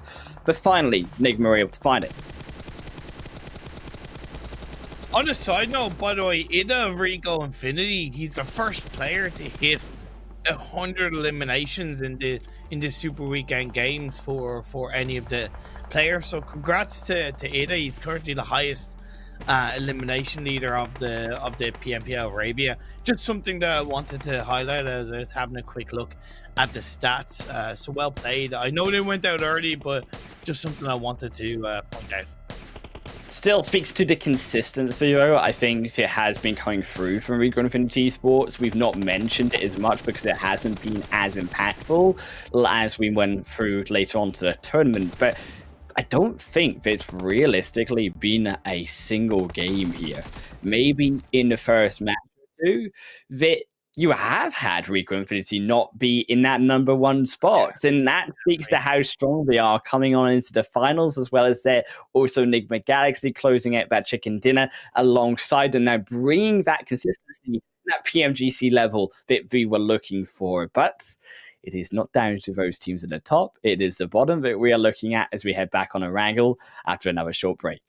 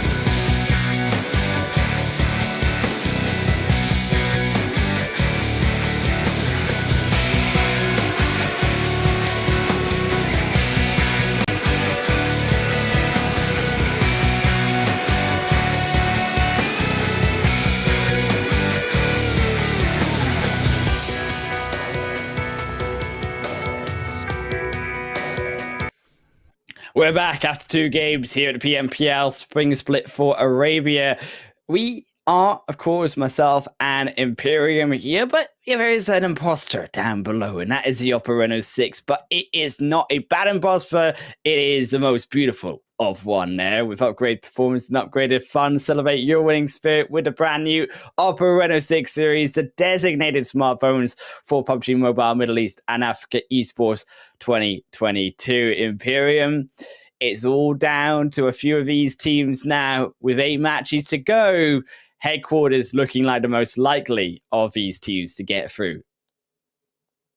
Headquarters have had 2 very solid results. One a little bit above average, one a little bit below average, but the net result is that they are still above the average points per game required. We're only 2 games in. 4K, to give them credit, they're in a very similar situation. It was just a little bit more volatile, where the first game, chicken dinner, they had a very chunky cushion. And then game 2, yes, a squad wipe, but only 5 points in total, meant that cushion was very heavily wiped away. The net result, much like Headquarters, they still have that net positive of average points per game required. And a good thing is that we're moving back over to Erangel for game 3, so there's that level of familiarity, which hopefully should allow them to get another good result. Well, what's familiar is your thoughts on this broadcast, but what I'm not familiar with is your thoughts, guys, at home. To what are you thinking? What is now your results? What is your thoughts on these 2 games? Because if you do have any of those, and I hope you darn do, after these exciting 2 matches, jumping in onto the conversation, using the hashtag PMPL and @ing us to let you guys know who you think will be the most likely to come out, either the Mind Weapon iKURD here, Headquarter, or also 4K Esports. Only one can survive, whereas the others must fall. Jeez, that's a little bit dramatic, but I like it. You're dead right. You are dead right. That's the thing, because there is literally only 1 spot available. Yeah, okay, RTG haven't overtaken Triple D as of right now, but they will. They absolutely will. They might stutter across, but they'll cross over Triple D, and at the end of the day, that means there's 1 spot available, and one will survive, the others will crumble, as you correctly pointed out. Oh, but it is a wrangle back, as you say, for our 3rd game, Imperium, and both teams here at Headquarters and 4K did well, but it was all down to the rotations. And I would argue as well through from the zones. And from what we've also seen, I would also say that the crazier the zones are, actually, the less familiarity we have with top teams taking the top spots. So are we also hoping that with my influence now back on today, Imperium, that we continue with these difficult zones to get also Headquarters and 4K across that line? Yeah, that's kind of a good point you make, that when you have some top teams can get punished for, but I would argue it should always be the other way around, in terms of more experienced, stronger teams should be able to deal 9 times out of 10 or majority percentage with harsher circles than the less experienced teams, because when you're less experienced, you have less of a backlog of information, a backlog of games, a backlog of moments that as an IGL, as a team, you're able to go, okay, wait, we've been through something like this before. We failed last time. Let's go different route. We'll succeed this time. That kind of basic theory. But it's been proven that the do well all the time to have a good result. I am still looking for normal circles where all these teams can shine. They don't exist, though, I'm afraid. They just don't actually exist in the world of the Highland Wolf and PUBG Mobile. So you're going to have to search elsewhere, Imperium. Maybe in the finals, you can hope, but I'm afraid I'm also there later on too. So it's not looking great for these teams when we're looking for nice circles. Maybe if you bribe me enough, though, I can convince and I can talk with the zone gods to where we'll actually have a nice zone with me there. No, I will get the better of your power. I will. I don't know. Never. Good, sir. So the plane path isn't too bad on the west, going directly south to north. I like this from Rad. I think they've understood that Rico are more prioritizing that North George drop, even if the circle is or the plane path is allowing Severny drop for Rico. So they've dropped to Severny themselves. Stalwart UAE go towards Stalwart instead of trying to go for a bit of a risky drop around vehicles and the farm area to head towards Milta. And that phase one circle, it's not bad. It's pretty, you know, heavily up north per se, but it's nicely on the east, and it allows a lot of areas for these teams to go to. And interestingly, actually, I like that here, Rico Infinity Esports, they didn't go there for the shooting range. You try to avoid that carnage, but it is there, but it's only ridiculousness. That is going to be the end of Freak. As NASR, it sucks when you land in the parachute and you get immediately run over, but it happens. It's an air Freak. At least he's got another half an hour break. He doesn't have to worry. Get a cup of tea, have a little bit of a chill, because Nigma Galaxy, the trio, are going to have to carry him. 963 having a bit of an issue with Falcons as well. And this is something where I really would like to see teams, and I think it's happened less in PMPL Arabia than other tournaments or even other regions, where teams need to understand that it's okay to have a secondary drop spot. Typical example, I suppose, in this is even Stalwart UAE. It isn't the first time that on a very western plane path they've gone to Stalwart, because going for Milta on this kind of plane path when you know you have kind of one or two teams, there's a limited amount of vehicles by that road, there's a limited amount of comfortability, and it just means that low percentages of surviving as a full squad is much lowered when you take those kind of risks. And we've seen it with Nigma kind of thing, and now we've seen it with 963. So having a secondary drop spot is a really healthy thing in these major tournaments.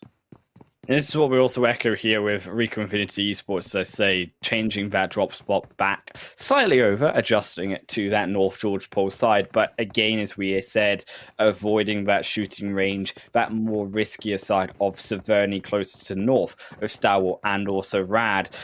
Also, you can see again the change, though, of pace. Again, these teams looking in phase one, phase two to try enter closer onto this zone, because it is another angle here where we are looking Imperium at the zone not complementing their plane path, and as a result, teams likely to lose a member who are there earlier on. And then the importance of scouting coming in to get in onto that zone. If you are going to be not changing your drop spot, as you say, and being like a 1 million esports team and going down all the way towards that very pier and there down to the coastline side.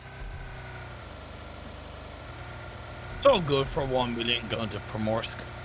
It shouldn't be too hard for them to encroach onto the edge of the circle. The one thing they just should look to do is essentially wait until phase two.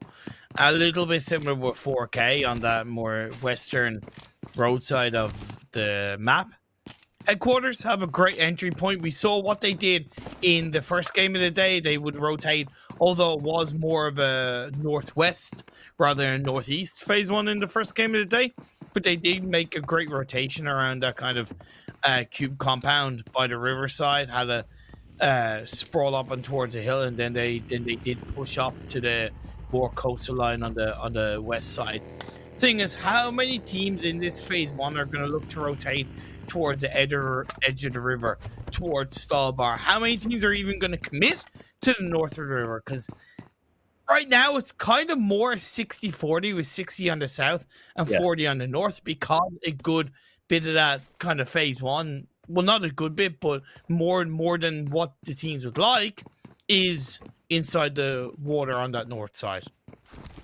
Well, you ask who? Well, YaLLa and Rico Infinity Esports are two of those who we have seen previously who do like to rotate towards that north side of the river, entering onto the bridge through to Yasna Poliana. But you then also question, I think, the likes of headquarters of also the mine weapon iKURD too.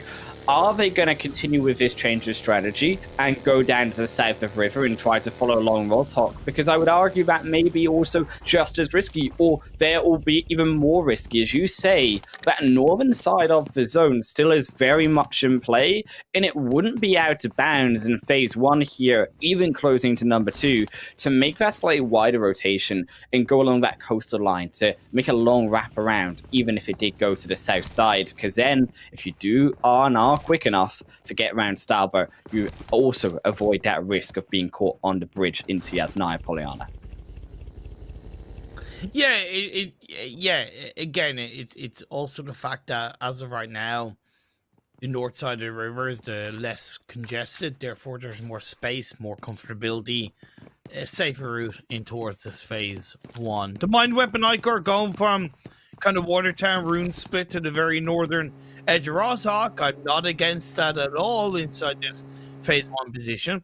It allows them to get a scope of information on the northern side of the river and even get a good bit of information down on the south side. Even keeping a player by the edge of Watertown is also a good idea leading into phase 2 to get more information on teams coming in from the western side of the map in this time being. Falcons, they were a little bit later to Yasnaya, therefore they're going to be a little bit later rotating into this circle, or not into the circle, but into a position of the circle. They can hang around the edge of the river, though, holding on to that kind of high ground that's just down the south of Stalwart if they so see fit.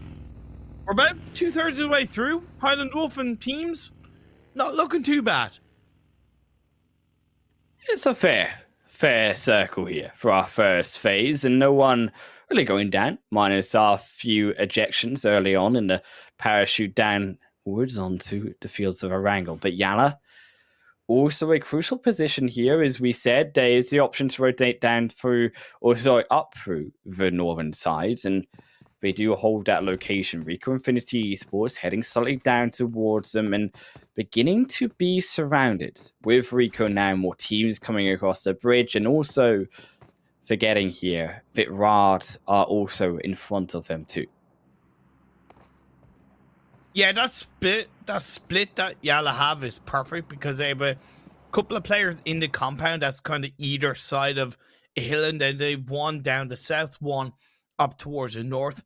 So it's a bang-on spot to be inside this phase 1. They should be familiar by now with the fact that Rico are going to be on that North George Paul area. I would argue, even be familiar with the fact that Rad might look to take the Severny drop spot because it's not the first time it's happened. While phase 2 pops up, goes quite heavily up the northeast. That means Stalwart is more heavily in play. Yasnaya is more heavily in play, and this is becoming a little bit more of a volatile shift for these teams. You know how I like Imperium Falcons going to be straight in onto Yasna Poliana. Going to take up that location, I do imagine. But as you said, actually, it is Stalwart here. So I'm surprised that the Falcons aren't going for that location, stopping a lot of rotations as they did previously in their massive game that they had previously. Instead, they're all going to try to rotate here around into that northern side, try to rotate in progression towards Stalwart, potentially there also being a shift. Teams also can sometimes be aware, and RTG, I think, have corrected it okay. But sometimes, again, teams need to be aware that it's okay to stay where you are when the circle shifts, and when you're not in your vehicles, you're more focused on, let's say, catching a player out. RTG, a little bit late to that, because I think they could have swiped one or two of the players of the mine weapon if they had been a little bit quicker on the mark with that kind of reposition and movement and those shots onto the members of the mine weapon. Twisted Minds rolling through on the southern edge of the circle. You see 4K, Rico, Infinity, and Rad all looking to isolate themselves on that northern side of Stalwart. It's quite risky when you go too far up north on the Stalwart location because you don't get that much information down south. Therefore, if the phase 3 shifts heavily down south, you're quite blind moving into the next circle. 4K, they are going to gift away though that position, holding instead a 2-2 split versus Rod. It's Rod beginning to pinch them down. I think the 4K realizing they're in a bad pinch, trying to split their decisions elsewhere, but as a result may just lose 2. He is going to need a miracle fight for 4K to again gift themselves back open. Some more space is Rod closing on in. Golden the first targets. Inside the shed, nowhere to run, and pinned himself into a corner. Molly there just finishes him down, and they didn't even give a fight over to Rad as 4K, this final one here, will surely fall. Rafi Cobra gonna use either side of the wooden area to protect himself, but it's a good 4-man push by Rad. They're not making any mistakes. They're not taking any chances on that push, and I really appreciate it.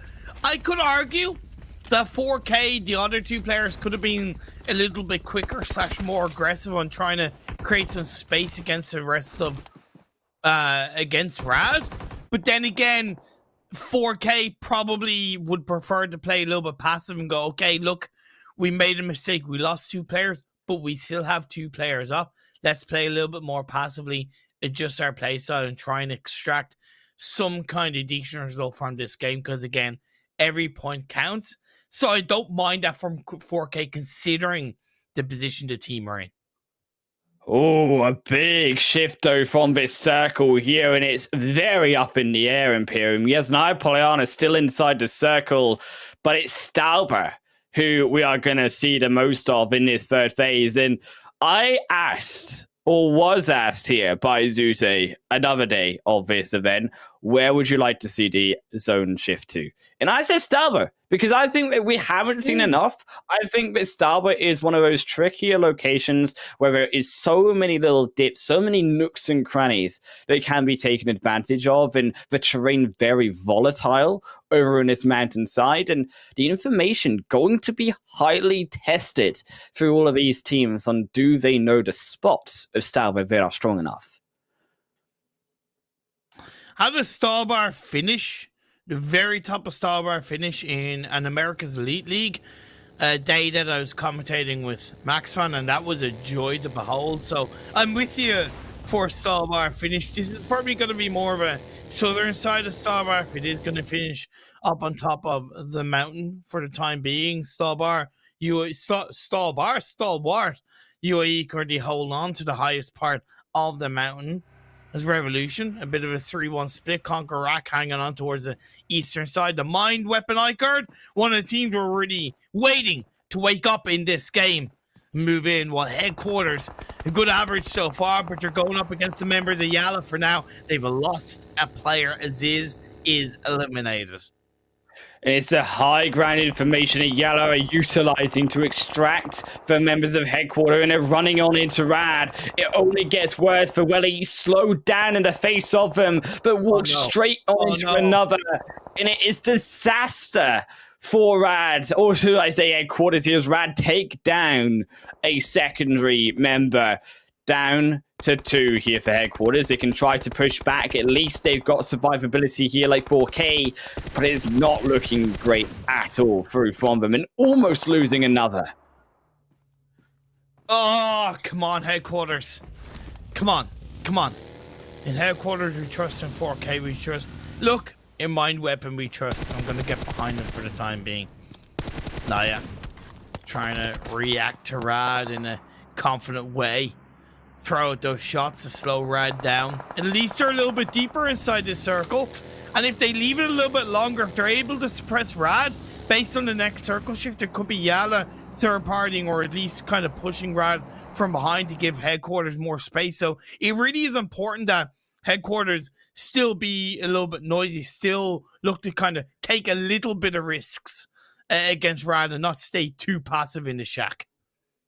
Next phase, gonna shift directly onto Stalwart here, and it is gonna be the mountain. There is a small hope of a top tip mountain finish, but it is going to be down inside of those crevices, as we said, the summit up towards the top. That is where the most important climb is for these teams.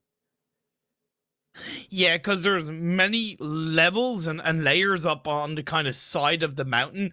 You could say that means there's less comfortability on hanging on to either, let's say, the west or the eastern edge of this circle. Yeah, there's compounds in play in which Falcons and Revolution hold on to, but there is that kind of high ground above that does force both teams to play a little bit more isolated, a little bit less comfortably, and of course push on the teams around them. So I'm curious to see how they both deal with it. Always as well, being the mountainside, there's similar paths here to Miramar, where Imperium, there's always a higher position on this mountainside until you get to the top, which isn't very much in play. The mind weapon iKURD on that south end of the mountainside, in those more flats, feeling the pressure as they regroup back to 4, looking for the reroute down on that more south side as Rico Infinity Esports joining them on the slower climb in towards that mountain area. 4K, big elimination though, down to 1 now is YaLLa in behind him. It's not looking great for Mortal. I'm kind of surprised that YaLLa opted to go for that kind of rotation more on the north side. I think it's because they feel, and I understand why, that it's less third-partyable rather than playing directly on the west. But I think they could have pushed and taken advantage of Rad's split as a full squad. They're committing to where they're committing to, and so far so good, as they do have 2 eliminations secured. 1million gonna push on the Stalwart UAE stall bar position. This is what I wanted to see, the Imperium, the observatory fight, and I get blessed with it in his third game. Is Stalwart versus 1million. Both of them, yes, going to make it through the finals, but doesn't disappoint me in how exciting it's going to be. Is there 1million crushed down by Stalwart, 2 away for the price of 1, and 1million instantly pressed a delete key on them. That's going to make a lot of noise as YaLLa is going to swing in a little bit behind them as a phase 4 blue zone pushes further and further up to the top of this mountain. Maybe a little bit too late to the party, YaLLa. Nice pre-nade by Mexico. The good thing is that they survived with only 1 casualty as Mexico tries to deal with the members of YaLLa on the other side. Multiple levels to this building, which Mexico is able to slow down the members of YaLLa with. Saji sets out a molly. We set out a path for them. The zone, it is going to have to shift once more, though, and set this even more dire for these players. But in which way is it going to do it? Goes up towards the northern side, and we are going to the observatory. It's still there in play, Imperium. An RTG Conqueror then gifted at least a little bit of sanctuary, but it's still a fight between Stalwart and Stalwart. Instant fruit for Ragnar. It's playmaking from Ragnar. It's free for their ordeal. Man, that was a beautiful clutch 3-piece from Ragnar. 2 on one side and then just switchbladed it on the other side to get the final elimination onto Stalwart UAE. Love to see. I said it was possibly too late for YaLLa, but they turned it around quite comfortably. The mind weapon iKURD, they're eliminated as well by Twisted Minds down on the southern side of the Stalwart Hill. Headquarters, they've held on to this wizard tower for quite a while, but now Rico are just laying it down, and yeah, unfortunately, they are out of here. Headquarters, no! I think it was a mistake, their team fighting. You can see Mine Weapon also falling down too. Our hopes have all been crushed here, Imperium, but they shouldn't have been playing inside the smoke. You should have expected an ACS come through for a quick finish by Rico Infinity Esports instead of used the smoke at least to maybe cover or to bait to try run away. But even then, Falcons would have stopped them as Rico Infinity Esports with the vehicles are able to somehow get away, though, from them, is rotating up towards the north side, opting for a fight versus Rad here instead, but it's still not going to ease the pain. At Zono, very open as you can see, and no one really willing to go in onto it. Is YaLLa holding, though, the edge. He's more circumferencing rotations coming through from Rad. Yeah, it's just because of how this mountain is laid out, and you just don't really want to be in the middle. You're just so exposed, so hanging on to the edge is a little bit more valuable, and that's exactly what Rad have done throughout this game so far, and it's working out for them, but they haven't gotten the better of YaLLa just yet. SK-Ton still not out of it yet. Finds with Ida the extra ones onto Falcons, and he gets an extra one. Rico Infinity Esports leapfrog down, jumped in the heads and stomped them like a Goomba there. As Rico Infinity Esports, 5 kills for themselves. 4K Esports down in 9th, unfortunately, as they were finally discovered by YaLLa. Zone back onto the south side as well, Imperium, and it's Revolution of all these players with the building on the south side, but they have the low ground. Everyone is going to be looking on them. Yeah, and they can definitely do something with this, but I definitely wouldn't call it a guaranteed chicken dinner, because, again, on the west, on the east, they can get third party down on that low ground. It's just about how much they can suppress the teams around them. Rad doing a great job of stabbing Rico in the back and nearly getting a knock on the Bandar. There you go. Well done, Desha. Grabs this 2 for himself. YaLLa as well. Coming in from behind. They needed to finish it off quick. They take out Rico Infinity Esports. Open the door for them. They're going to lose at least one no. As YaLLa, they finally came in. No. Beautiful shot by Sanji to finish off Deshavo. It's just beautiful pieces after picks to find the eliminations. Rad's going to be gobbled up by the blue zone as it closes in. Sanji looking for the final one, but Sadat catches to jump over and says no, thank you, as Ragnar now comes in. The blue zone tickling him away. Can he find the extra shots? He's got the low ground, but a head pops up and Ragnar snipes it away and finds the elimination straight on back. Alright, you should have dealt with YaLLa when you were taking the fight earlier on. You didn't squad wipe them. You left them alive and it came to bite you in the butt. Like I said, this game is not guaranteed for Revolution. Nigma Galaxy push in, and although they took the fight, it was Nigma Galaxy to come out on top as CONQUEROR pick apart the last couple of players of RTG.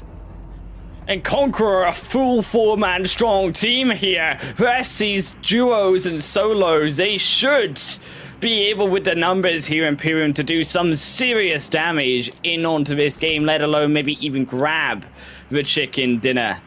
But it's Rico Infinity Esports eyeing up that final compound inside this game. Nigma hold it. Possibly only looking here really to camp it, because as this next shift comes away, they're waiting for the decision on where to exactly go. But Sanji will not be allowed that decision as River finds him through the smoke.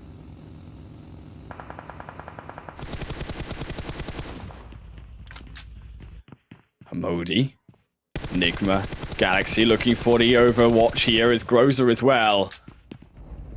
Finds his action, his route through in onto the zone. CONQUEROR still utilizing the smokes, Imperium, and they've got themselves this position. But the smoke's dissipating. They have the zone close to them, but they need to get further on in. YaLLa still there on top, and here CONQUEROR not willing to give the position away. This is so close. Yes, this should be Conqueror Racks, as they have the majority of the players left in the lobby. But with still a number of teams left alive, they don't exactly know that they have the body advantage, right? So they could be swiped from multiple angles coming down from the high ground. Rico, the zone goes back in their hands. And Rico, they've got that 2-man in onto the edge. They've got the solo. But look at the nade. It's beautiful through from Rio on the front. It's YaLLa down to our 4 teams. And it's still 3 members up for Conqueror. But it is the spy in the grass. Kaito was here before, and he's still here now. And he's still alive. Conqueror, they have no idea. They do not realize at all that their position is not safe. 1 pixel out of place. We'll see Kato being wiped out, but until that happens, a bit of a distraction here, a bit of a distraction there. Could see Kato strike up while the RNSR's Nigma, they go down. Rico up to the final 2 or 3 teams, should I say here. Twisted Minds are realistically not going to have that luxury, but maybe we can still survive past Rico if they can hold on to the edge. They do have to move. The zone will begin to engulf them. Rico pressuring for the fight. They are inside. Conqueror, the nades go wide, but striking straight back. Rico, the flash over onto the top molly. Onto Rever, it connects in there. Beginning on the little bit of a tickle, but Rever isn't going to go down. The rock protects him, and Kaito from behind misses the nade. It goes over. And now Conqueror, yes, it's XK Ton who strikes in first, but Conqueror, they still have Kaito on the backside. I think they thought that might have been a nade from Rico Infinity rather than from behind them. Exactly, that's what makes the nade just so important, as Groza is going to push forward. And Groza finds the elimination. It is Twisted Minds' second position for them in Conqueror. Wondering where in which they've left an extra Rico Infinity member. They thought they cleaned them up. Well, Westia did. But it's behind them all along here. Kato, can he find the assassination? Twisted Minds could still steal this one away. Neither inside the zone. Conqueror act desperately searching for their win. And I think they realize they're somewhere. They're hiding somewhere as a solo. I think Kaito could have third-partied this a little bit more heavily, considering Twisted Minds are safe inside the finals, etc., etc. But I get he was waiting, he just left it too late. Left his opportunity late, but now Conqueror needs to step back up, finds the head over the top of Groza, but won't open fire. Still keeps the secret strong. Conqueror wondering still in which position Kaito is. Is the zone on the back end? Will they begin to step up? Yes, they do. And look for the one piece. They find Groza. Can he find Rio as well? Looking for the shots. Rio back under. No way. Kaito looks for the 1v1. Grabs at least one elimination point. Rio dips back under. The zone tickles him down. And Rio down. Just the Minds. Steal the $1,000. Kaito, you low-key proved me wrong. You low-key proved me wrong. Props here, my friend. You stood up, you struck like a venomous snake out of nowhere. Basically RKO'd the whole of Conqueror Iraq just like that. It was definitely a mistake by Conqueror Iraq, right? They committed too much to that low ground, which technically gives you the advantage, right? But they also didn't cover that blue zone coming in behind them, right? They didn't really cover that, and that was the mistake. They gave that little bit of a gap to Kaito, and Kaito struck hard for that $1,000. And I'm glad that's the thing you pointed on, right? Is that he stole the $1,000 away from Conqueror Iraq. He snipes it away. I mean, how feels bad, man, is that there for the rest of Conqueror? Before they had that in the bag, the solo comes out and swipes it like Swiper himself. His Twisted Minds are going to be comfortably taking that $1,000 for themselves. The chicken dinner, Conqueror Iraq have to settle with second position. But as much as it is high for these teams already qualified in the finals, we must go back and acknowledge the, quite frankly, disappointment there again from the Mind Weapon iKURD and the surprise and unfortunate result through from these other two teams.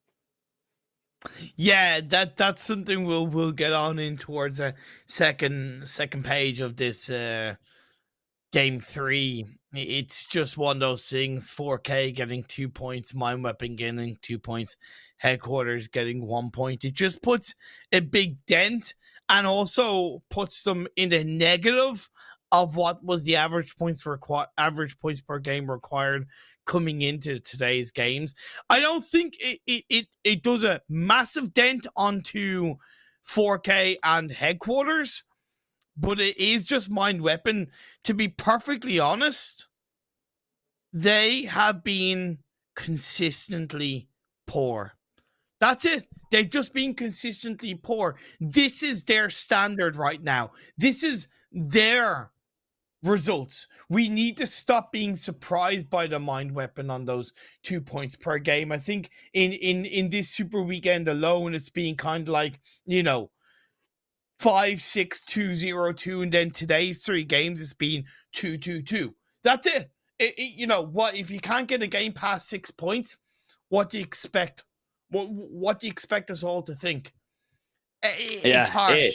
It's harsh, and it's hard to say it, but we have to call it as we see it.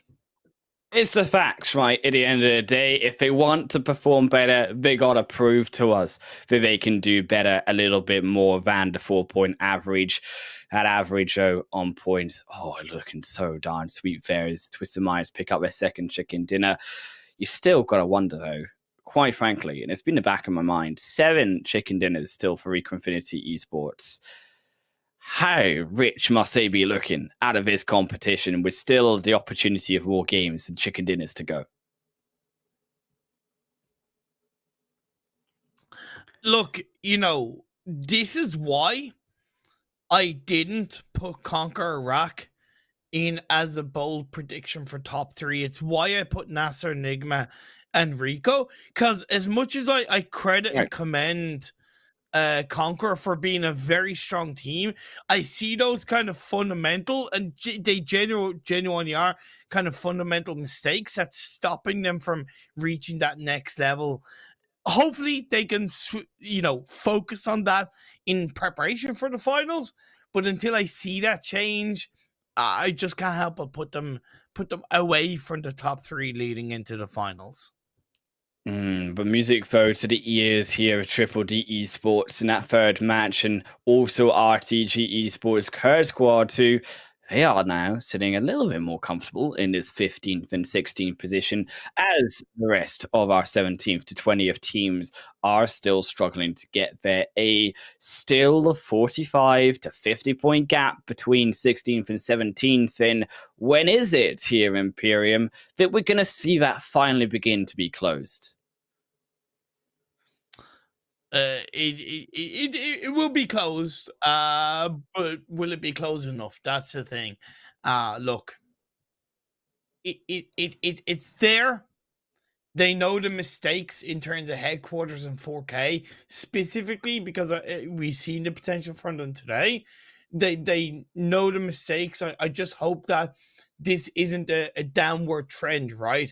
They need to kind of dust themselves off and go, look, one bad result, yes, it makes our life a little bit harder, but we show what we can do at the start of the day. Let's do it in game 4, and I think they are able to do a 4K and Headquarters. Yeah, it's the unfortunate though with our best opera moments where it all kind of went wrong. You could argue from those initial mistakes, but 4K on your screen there was a bigger mistake from, I think, all of these teams there. Also Headquarter 2. The rotation game, it just wasn't up to standards, quite frankly, for such a difficult shift like this. Yeah, it was a difficult shift for a number of teams, but I also love how a lot of teams kind of played up towards the Stalwart hill. Credit to YaLLa. I think they made the right move for the most part. They didn't make it easy, and it came down to Ragnar kind of clutching.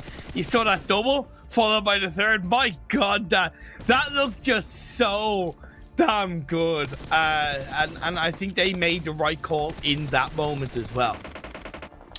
YaLLa also were able to dispatch through from Rad. Rad did not finish him off, but Rico Infinity doing well here, despite you could see the double knocks through from Desha. Yes, Desha being punished after.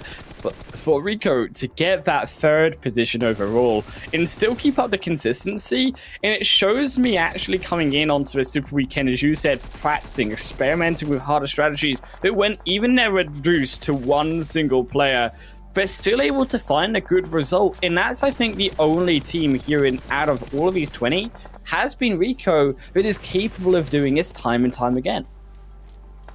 Yeah, couldn't agree with you more and say it better myself. They might not always get the chicken dinner, they might not always get top 3, but they always seem to extract something decent out of the games, at least when they get given an opportunity. It's a great nade by CONQUEROR. So it'll take down the last player, Nigma, in the closing parts of the game. It was always going to be hard for Rico to try and really challenge CONQUEROR, and I thought it was a great push overall from CONQUEROR. And yes, CONQUEROR go. The timing was just a little bit off. Kaito uses his zone here to pinch that third man onto CONQUEROR. CONQUEROR, there was nothing they could do. It sucks, but you made a mistake. You gave yourself the position away. In Twisted Minds were able to steal it away. I think also poor, quite frankly, their decision making on scouting out also CONQUEROR Imperium. Maybe though they'll be having those bad dreams, be scouting out in the future from now on, especially considering that we're going to the map of Snakes and Sanhok next after what is another short break.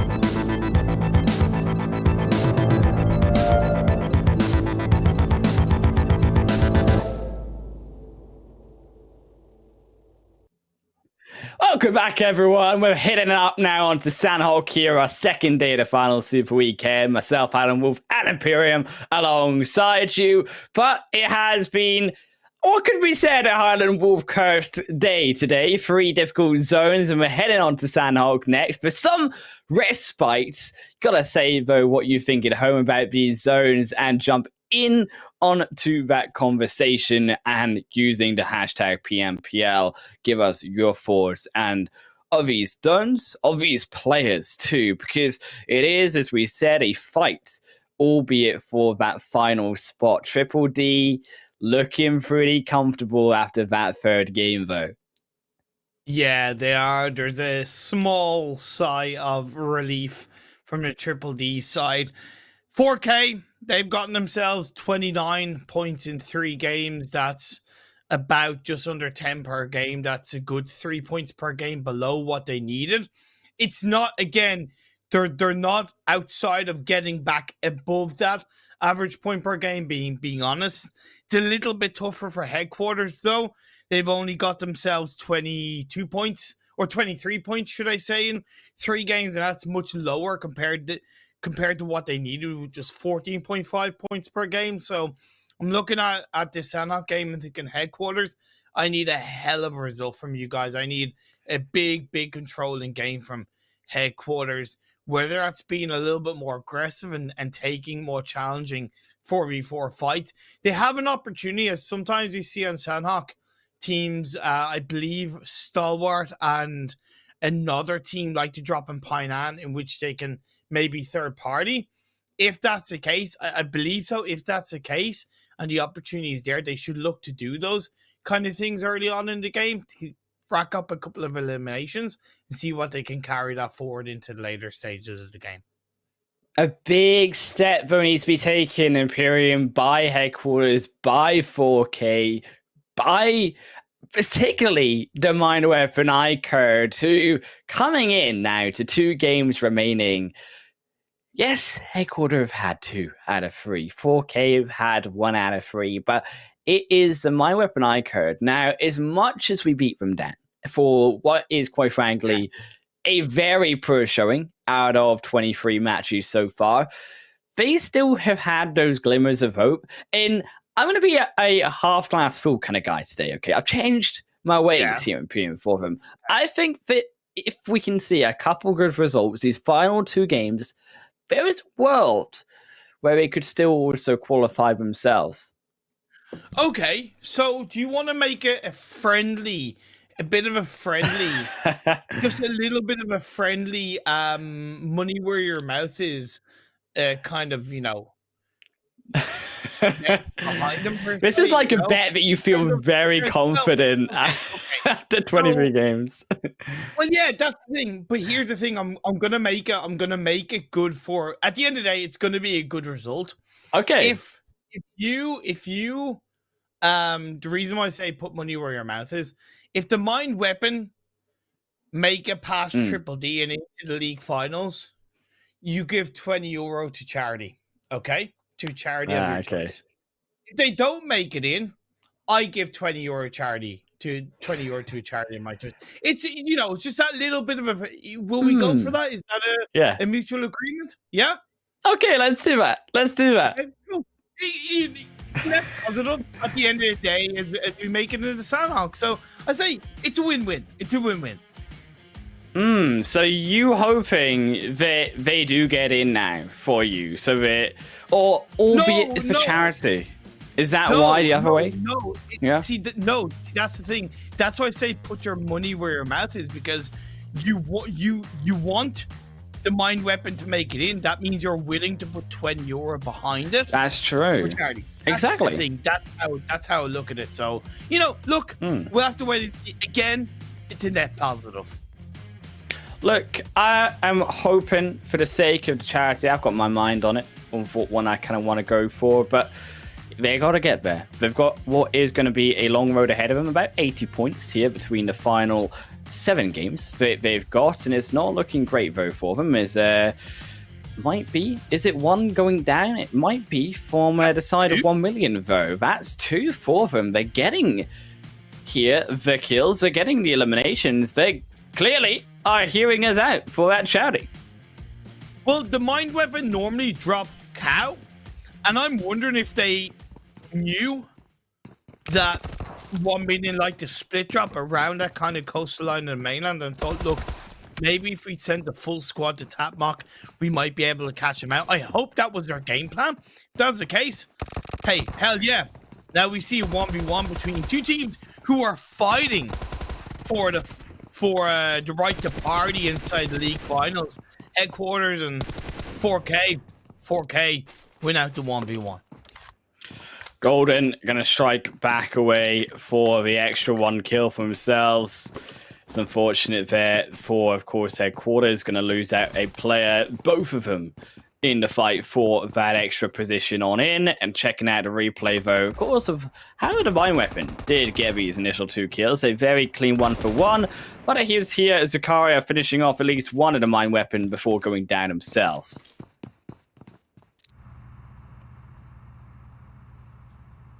2-for-1 trade is not a bad thing. It's not the ultimate return on investment you want to see when you're Mind Weapon, especially in any game where you want to get a maximum result. The player down means they have a, one less pair of eyes, one less body to take these fights with.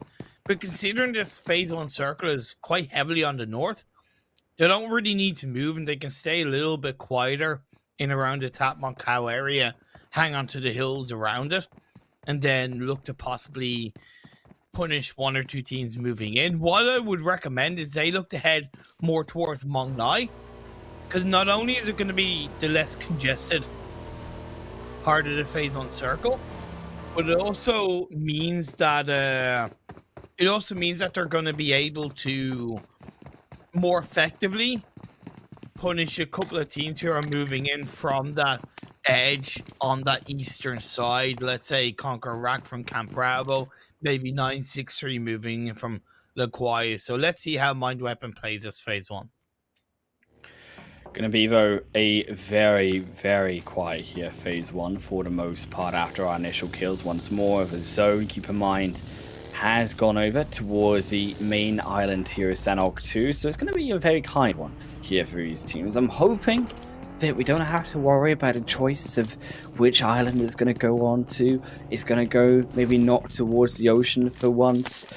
I would like to see, okay, in as brutal as I am, Imperium, at least 1 game a day where these teams don't have to just completely book it in onto a zone.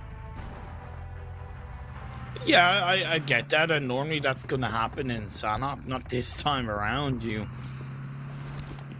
evil human being, not in a bad way, but just a little bit sadistic, YaLLa going to be moving out of boot camp fairly early, at least sending 1 player up towards the north boot camp hill. They'll want to be careful and make sure that they look around behind them so they cover their ground, and that's what the north boot camp hill will allow them to do, per se, of hanging around and getting information from, let's say, the black hole area outside of boot camp. Headquarters have opted to go onto the northwest island on their rotation in this phase 1, considering their player down. That does make sense, but I would argue they will not want to hang on to that northwest island for too long inside this game. If they stay on that northwest island past, I would argue, phase 2, even if it's in the circle, they're going to ask for trouble on phase 3, phase 4 by teams who are already solidified on that mainland. Revolution were rotating further in. Okay. Now being caught by the other 2 here of 1 million, but it's unfortunate. Another knock there against him. Oh no. Ali, you cannot pray to him like this. Oh, it such a feels bad, man. I mean, 1 million. It has been bullied here. Revolution now on top of him. But looking at a 2v1 onto QHT, I don't think he's found the 1 million esports players yet. No, they've not moved. I don't think he has a clue. I don't think he has a clue that they're there, being honest, because if you look at where Revolution are spread out, they have 2 on that compound by the coastline, which is what I said about headquarters moving in early, because teams are already going to be solidified. They've won across the road, and then they have QHD, where we see him right now very close to the 2 players of 1 million. I appreciate that the 2 players of 1 million are not striking, because they don't know exactly how many players are there, how much cover QHD has. They just want to lead QHD into this trap. Trap, albeit, is set to see if it will be plundered for the reward of 1 killed on their platter. Ragnarok also searching out one of RTG, but he's on the other end of that house and he gets away with it. Kasaram not noticed just yet, and NASR also being baited in. That is wild, like literally just prone down and not spotted out. It's a weird split from RTG, especially when you consider they kind of dropped split. You think they would have looted up a little bit quicker and then moved together. As it happens, NASR really not too familiar around it. Vito gonna look for what initially looks like a 1v1. His teammate is there just to support him at least somewhere on the underside, but Vito is gonna be under pressure. He wins the 1v1, prones down. Good play by Vito. He's not out of the woods yet. There's a secondary coming back towards him, and Batik is still there from behind it. So 3v1 is now the Vito solo here for RTG has been pincered. They completely now bottlenecked him. Spam down the bullets onto him as Ragnarok will not let out. Finds the execution with the extra damage, and now with the elimination set out, J9, the next on the menu. Like, where was the rest of RTG in that moment? The second the knock came through, RTG should have been pushing aggressively, whereas they allowed Vito to get knocked. The second knock came through because the distraction wasn't there. The third one is played out, and now RTG are down to just a solo. The lack of communication, the lack of synergy is so obvious in RTG's playstyle. When they get it right, they can genuinely look like one of the most dangerous teams in the PMPL Arabia. But moments like that shows that they have a lot of work to do. Still, I would like them to stay together because synergy is something that can be given with time. And this is not necessarily a point to make an RTG being a pro team. They clearly have the individual skill. If they are allowed time here, and I'm not even going to mention that zone, by the way, Imperium, but if they are allowed time to be able to get in to that synergy, to raise it up and be, as you say, one of the scariest teams in the region, there is a world where RTG coming in later this year, if they are the same team, could be a very deadly force. Yeah, that's fair. That I just needed to highlight and observe the work they still have yet to do inside this start of the 2022 PUBG Mobile Esports year. Headquarters did move across in the first circle, which is great to see. They're now sticking to the coastline position, which makes sense, and they've kind of wrapped around the 2 players of 1 million, which is good to see, but I wonder how much information do they have. Rad went for a botation on a side note, and it went horribly wrong for them, giving a couple of free elimination points over to the Mind Weapon. The Mind Weapon didn't quite go as heavily towards Mongnai as I would have maybe have liked them to, but sticking to that kind of coastline, to that northern edge of the circle, was at least pretty healthy to see.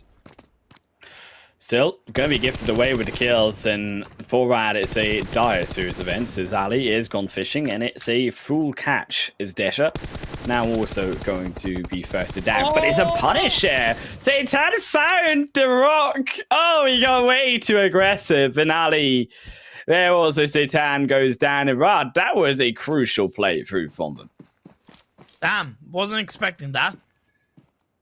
Dila at least able to follow behind, and Ali might lose his life, which will clearly put the Mind Weapon down to 2 players, which isn't something they want to see or want to have happen. But until Satan kind of swims over to the side of the rock, the opportunities though. Oh no, Munir's made it on the other side. This is going step by step disgustingly wrong for the mind weapon. It's going disgustingly right though for Rad. And I don't think he notices it. He checks behind him, but he didn't spot him. He didn't hear him. He's going for Ali. He jumps down. Okay. Oh, but he's found Sultan. Sultan is there. Does he even realize he's there, though? Or is Sultan going to go for something else? Yes, he does. He's passed him out. There, Sultan goes. Goodbye, Sultan. Oh, my lord. Munir's still there, though. Munir could push forward and get the second. Okay. No. Nabo pushed away from Tapmok to get the final elimination point. The mind weapon still up as a full squad. Okay. Clearly a better game. Phase 2, Blue Zone, about halfway through. We have a couple of teams, 4K. They're on the northern side of Paradise Resort. Great place to hold on to. 963 now sweeping in on the eastern side, eastern coastal line of the map, which is something that I highlighted around the mine weapon possibly looking to control a little bit earlier in the game. You have Rico Infinity right in the dead center, holding on to Tapmok, which is definitely good seeing. Headquarters, hey, they're still inside this circle. Where's phase 3 going to go? Tick tock. The time is up. It's a bit of a shift or centralized, but a good chunk of water still in play. Good chunk of water in play indeed, but the coastal line now, where teams are going to be looking forward, and particularly here, Tapmok as well, as you said, is going to be a very hotly contested location, but a problem being here is that is not a location which is comfortable. Neither really is Cow. Tapmok being difficult, Imperium, because it is going to be more of that log lumberyard. It's going to be very difficult to find cover, maneuver from cover to cover, whereas Cow, its own difficulties lie with that hillside, those teams rotating in on that hill. If you're going to take Cow, you best be ready to watch those teams from the high ground. I do think Cow is a little bit safer than Tapmok, simply because it's less centralized, so therefore the angle of pressure is a little bit more isolated to kind of a 180-degree angle. So we'll have to wait and see how Mind Weapon deal with that. YaLLa spraying up towards the members of NASR who are just pushing full force on towards the coastline. That's a bold rotation, but they've gone in horribly blind. The 1,000,000 Edie is able to get a knock onto Miracle for NASR in the elimination feed. Dami as well going to be there, knock 2, and it's a horrible series of events with them all. Is look at the players drop. Dami going to be confirmed down. Headquarters taking the other one through from NASR, and they're all going to be very, very happy. Unfortunately, not so much for those up on top. YaLLa struggling to find an entrance in, is Revolution pinning them away from the road, and this is awful for YaLLa because they need to get across one of these roads. They've put themselves in a location of the map, the only real one in this game where you are stuck on the edge of the zone. A road is a moat around your location that you need to somehow walk your way across, and there is no real bridge to do so while Revolution stands strong at the fort of that castle. 4K have made an initial mistake in this fight against Stalwart UAE. They held on to that kind of northeastern side of Paradise Resort in the previous phase. And there's a big sprawling hill that's beautifully able to be controlled right to the north across the road at Paradise Resort. 4K kind of went there, but Mortal committed too heavily then down the hill on his own and left 4K as a 3-person team. One of the biggest aspects, one of the biggest parts of controlling Sanhok ahead of any of the other 2 maps is really being able to cover what's behind you, really being able to hold on and say, hey, you want to get through us from the blue, you ain't getting passes, we have you behind us. And then later on in the game, later on into phase 4, phase 5, phase 6, you're able to focus a little bit more on what's in front of you. Oh dear, Imperium. We have struck again. Well, I've struck again. I have to just openly apologize for coming back on broadcast today and making these players' lives, quite frankly, a absolute misery. Honestly, I don't think this is bad of a circle shift as it looks. Because if it hadn't gone down south, the black hole would have been in the middle. And that would have been just as bad, if not, I would argue, worse than what we're seeing right now. Yes, the water's in play, so it's about 65-35. But at least you're able to play the edge of the black hole, and the teams kind of know what is cover and kind of what isn't a little bit more. Albeit, though, there's still 41 players alive. It's going to create a chaos as a result of all of those teams being also stationed on that western side. The bigger shift being that it happened such a wide rotation of the zone towards the western end. So there's going to be a lot more chaos of these players coming in onto this next phase 4, closing already in into phase 5. The other real disastrous point is that it is happening here in Imperium at the fastest point in which the zone does close in. You have to remember the fundamentals of this zone, and it's going to cause a lot less time for these teams to get across those crucial parts of Sanhok. Because Revolution, now under the pressure of YaLLa, big nade over, but it goes wide. Sanji, Powerful, going low, steps over the wall, but a big mistake for Powerful as Aha is there to meet him, and Sanji immediately ran over by the rest, and YaLLa quickly taken apart. Yeah, good job done indeed. Rico and Finny under a little bit of pressure as they're trying to deal with Falcon. Falcon, as far as I know, end up going down. No, they have one player in the blue looking to heal up. Alaji is going to quickly look to react to this circle and move in off the back of taking down YaLLa, holding on to that western side. Nigma Galaxy swinging in from that northwest side and late on into the game, but still up as a full squad. 0 eliminations so far. Messi with the nade knock on Dali. The standoff here on this northern end, the coastal line belonging to the teams that need the points. Headquarters inside the building, closer to the zone, but it's the mind weapon iKURD who had to fend off everyone coming in from Cow and Tatmok as Rico Infinity aided down by the help of 1million. The duo here who have been sat all the time inside of this area, now reaping the rewards of this zone shift. There's another one down to the coastal line. Now is where it gets dangerous, Imperium. You said it was nice. Well, going into the open ground, I'm not sure how these players must agree. It's 963. Zuxi finalized out by Ali. 7 eliminations for the mind weapon. That is more points in eliminations alone in one game than Mind Weapon have scored in all 3 games so far today. Have they spoken to us? Have they spoken to each other? It certainly looks that way. They still have 3 players up, and they have their backs covered against 963. Great position by Nabo up on the high ground. Not quite able to connect the shots as of yet onto Messi. But they're so close to the edge of the circle, and if it's not the mind weapon, it's going to be 1million that finishes them off. Boom. 8 now in the back for them. But we need to get down into the zone. These short walk in over the top of the hill. Spy down even more. But 1million are there to greet them at the other end of it. Looking for the spray down. We find a leg. That is not great for them at all. Such a long range spray. But at least they got the edge of the zone. They got the edge of the hill to make the revive back.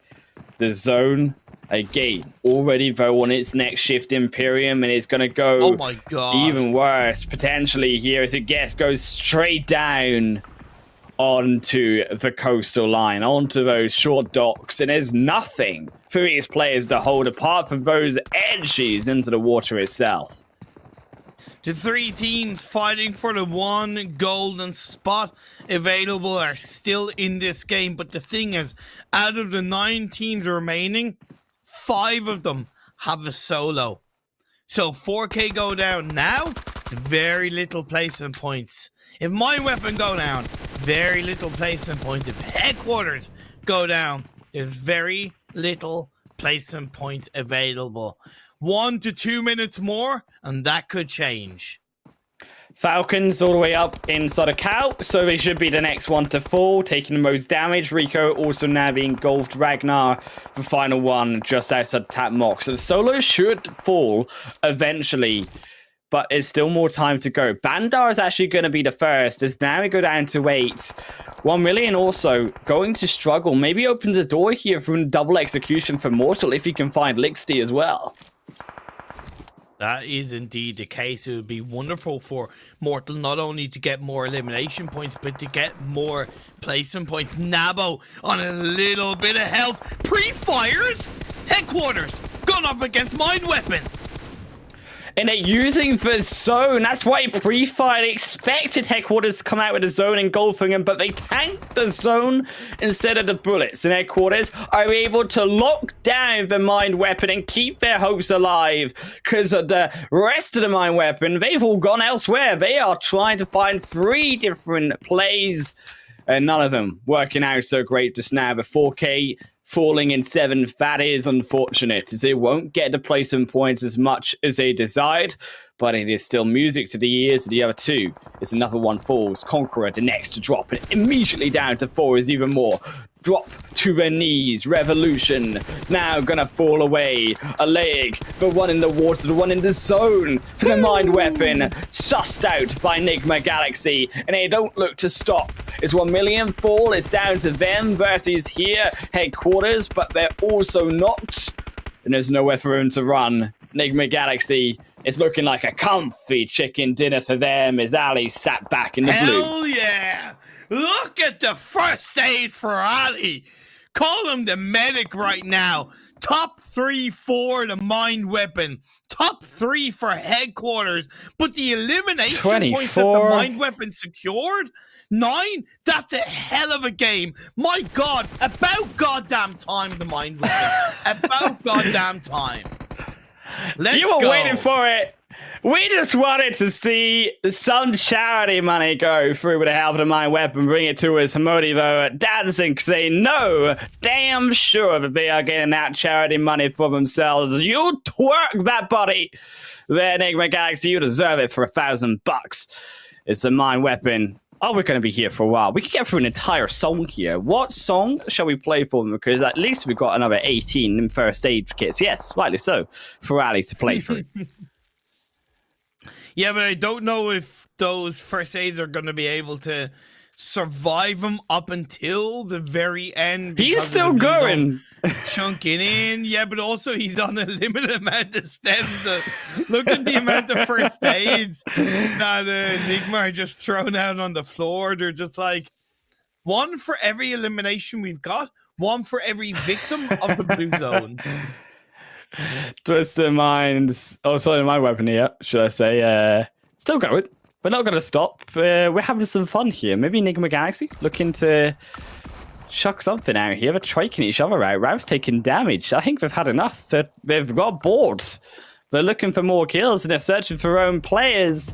But finally, the Mind Weapon will fall down and Nigma Galaxy will take their chicken dinner justly deserved. About goddamn time. As you said, though, for the Mind Weapon to take that second place, take the kills. More importantly, here we knew they were capable of this. Now to have it come into fruition, the reality it hits. Yeah, look, again, they still have a hell of a lot to do for sure. And this was only 1 game.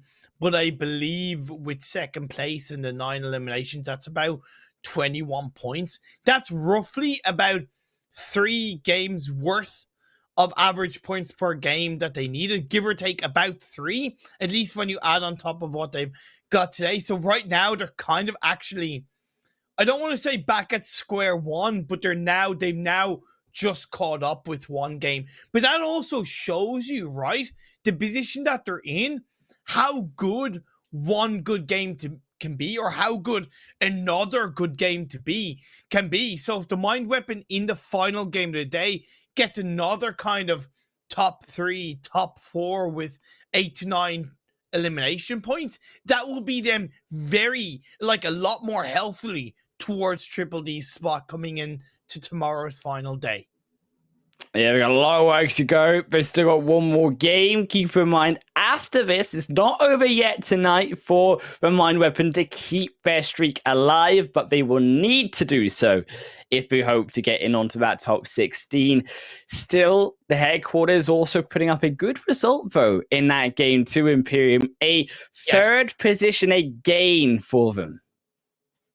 I don't know how many elimination points they got, but I believe that at the end of the day, with that third and the few eliminations they did get, it will have allowed them to hit the average in that one game alone. See, that's the thing. Within that one game alone, they're still overall across the 4 games probably behind. Having a look at the rankings, yeah, 14 points. They needed a 14.5. It's technically less than the average, but I'm going to give it to them. They've hit that average in the one game. Mind Weapon, 21 points through from them. Jumped in beside their Nigma Galaxy with a tie in first position. 1million also a massive game for them. 8 elimination points. And I almost feel like out of every one of those teams, 1million, the one here that really got gifted that zone towards them. Yeah, but they did a good job of overall kind of dealing with it. I would argue that if they hadn't lost 2 players early on at the hands of the Mind Weapon, it probably could have been their game. Because as a duo, they put in a decent bit of work to grab the amount of eliminations and placement points they got. The circle shifts were incredibly difficult overall for these teams for the most part, shifting constantly towards the north, despite it being in the mainland. Still, it's got to be, though, that bottom side. Yes, it was slightly disappointing through from 4K, but all of them there making it onto that at least first page with those extra placement points. And to be fair to them, they've got a lot of work to do. I think if we can at least see one more good game, okay, through from the headquarters crew, if we can see one more good game through from the Mind Weapon, I think that these are we could say 2 teams now that we've got in the running for that near 16th position to beat our Triple D. Is we check out our overall rankings, I'm still worried at 4K slightly more because they're not getting the kills. They're not getting as many placement points or points overall as maybe some of these other teams. And they didn't have the lead of those previous 15 games like the Mind Weapon iKURD had. Yeah, it's just been a little bit of a stagnation from 4K. 5 points in that fourth game of the day wasn't the worst, but it wasn't also really the best of what they need in every single game across the board. Rad still yet to really hit a chicken dinner. Actually, that's one thing to note. They're the only team in the bottom 8 to not get a chicken dinner. That kind of worries me a little bit leading into the league finals. But this is it. 221 is 192 is, or 161 is the target. There you go. The Mind Weapon, they're finally a little bit more heavily above KURD 12. They're on 99 points.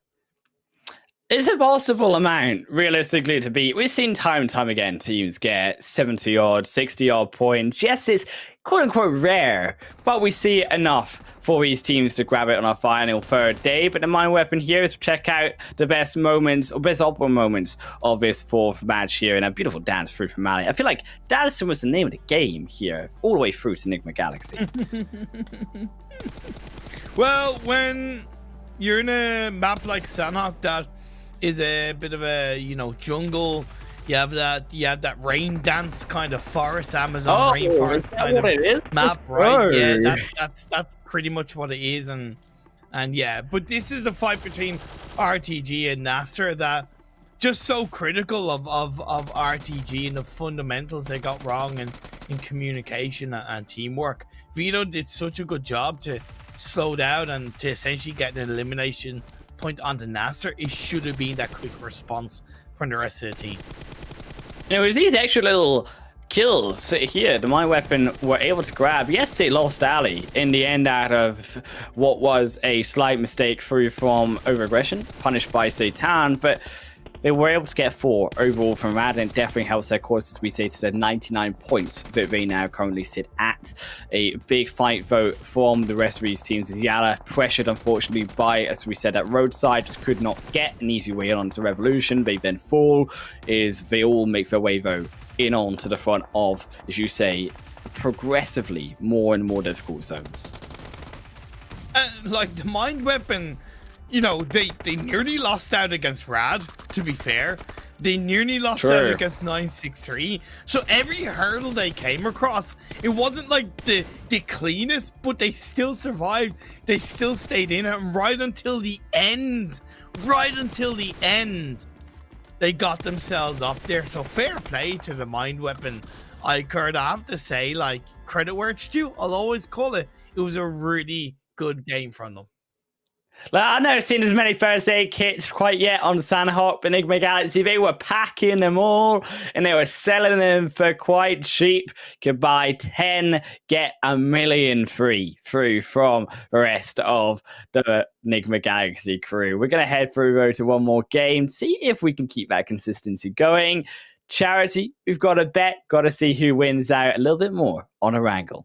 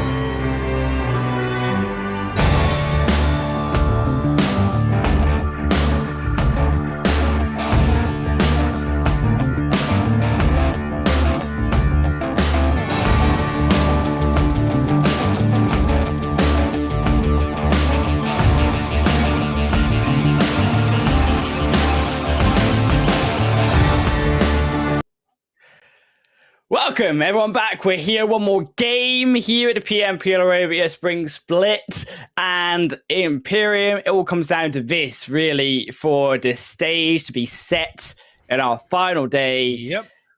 Can these teams, can the Mind Weapon iKURD, can Headquarter, can 4K Esports get those points that they do so require?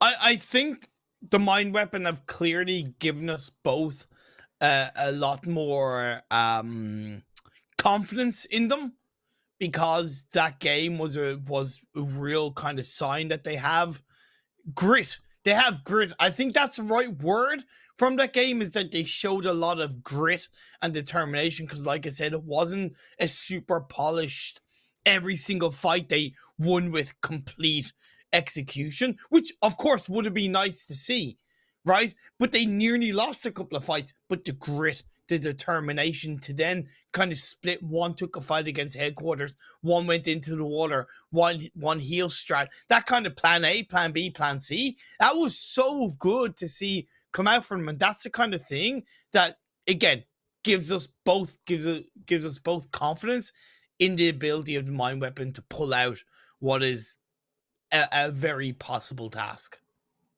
Yeah, though they've still got a long way to go. Still 6 games, though, to go Imperium, and that's a crucial part about it. Is, as we said just before the break, it is a possibility to still get those 60 to 70 points that they need. It's difficult, but we've seen it done in less games. We've seen it done in 4 games where teams like NASR previously in this tournament were able to get that 70 or so points as required. So the reality is there. Yeah, like Mind Weapon they started today needing 8.9 roughly per game. Now they need about 10.5, 11 per game, right?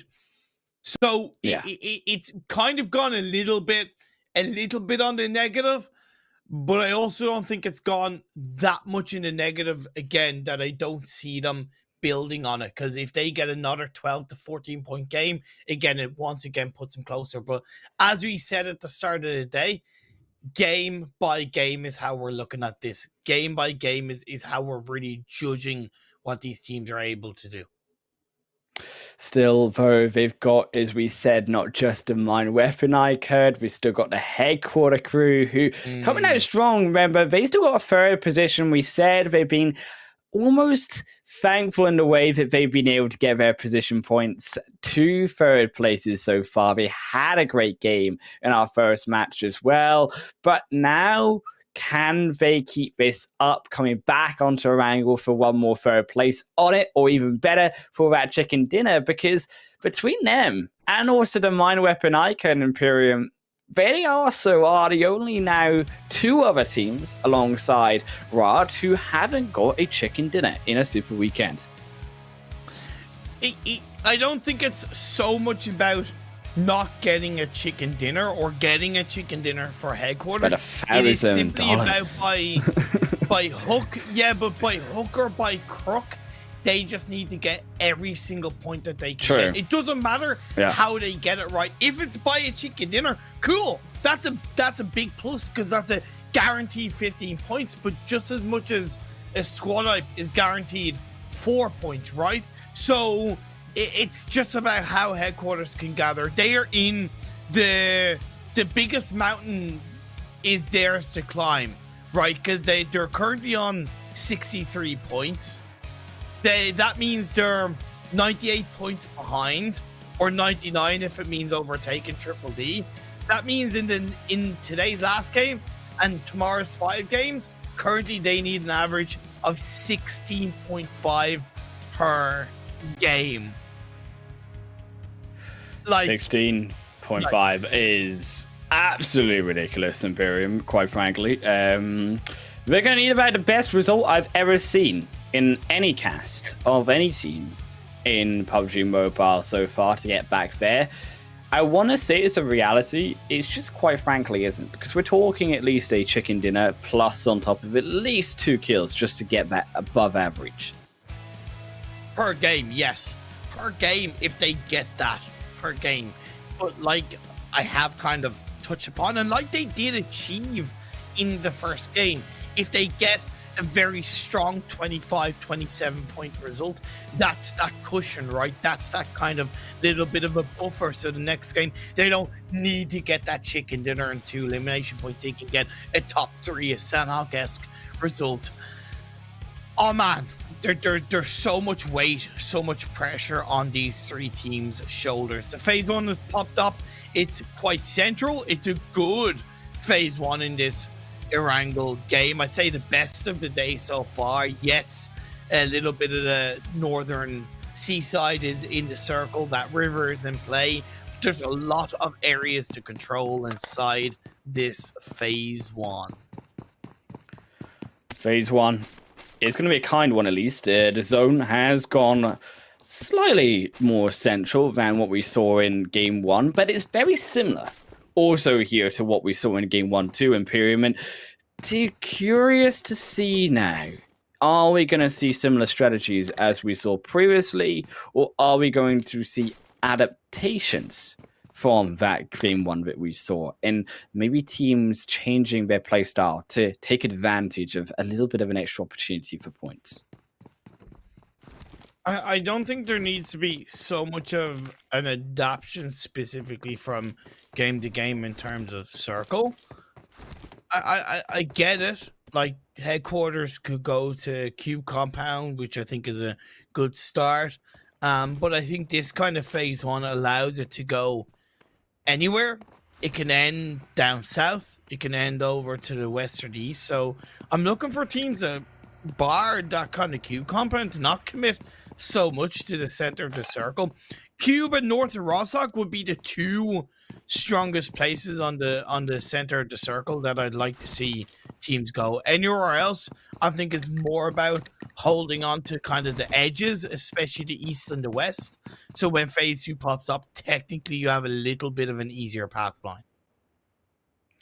1,000,000 down towards the south, and Revolution also going to be down there too. Was a tough rotation, speaking of if we are going to keep a similar path up towards this, and a interesting adaptation coming through also from 1,000,000 to note that actually this is probably the first match that I've at least seen them play where all of them go to Novo instead of going towards here Primorsk. Now Primorsk obviously not there, so to see again that adaptability and them not just to try to go as close as possible to Primorsk, just to go down there instead, is what I want to see, particularly coming on in to that then finals, coming in to seeing those harder playing paths, if they can also be able to master it when those points do reset. And also, to be fair, adding on to the point here, Imperium, that DDD Esports, the team here in KURD 12, that would have dropped down in Novo, instead also recognizing that they aren't there. Yeah, exactly. One thing that I'll say about 1,000,000 is that they are one of the most variable teams in terms of changing their drop spots, or should I say adjusting their drop spots is a better phrasing to use.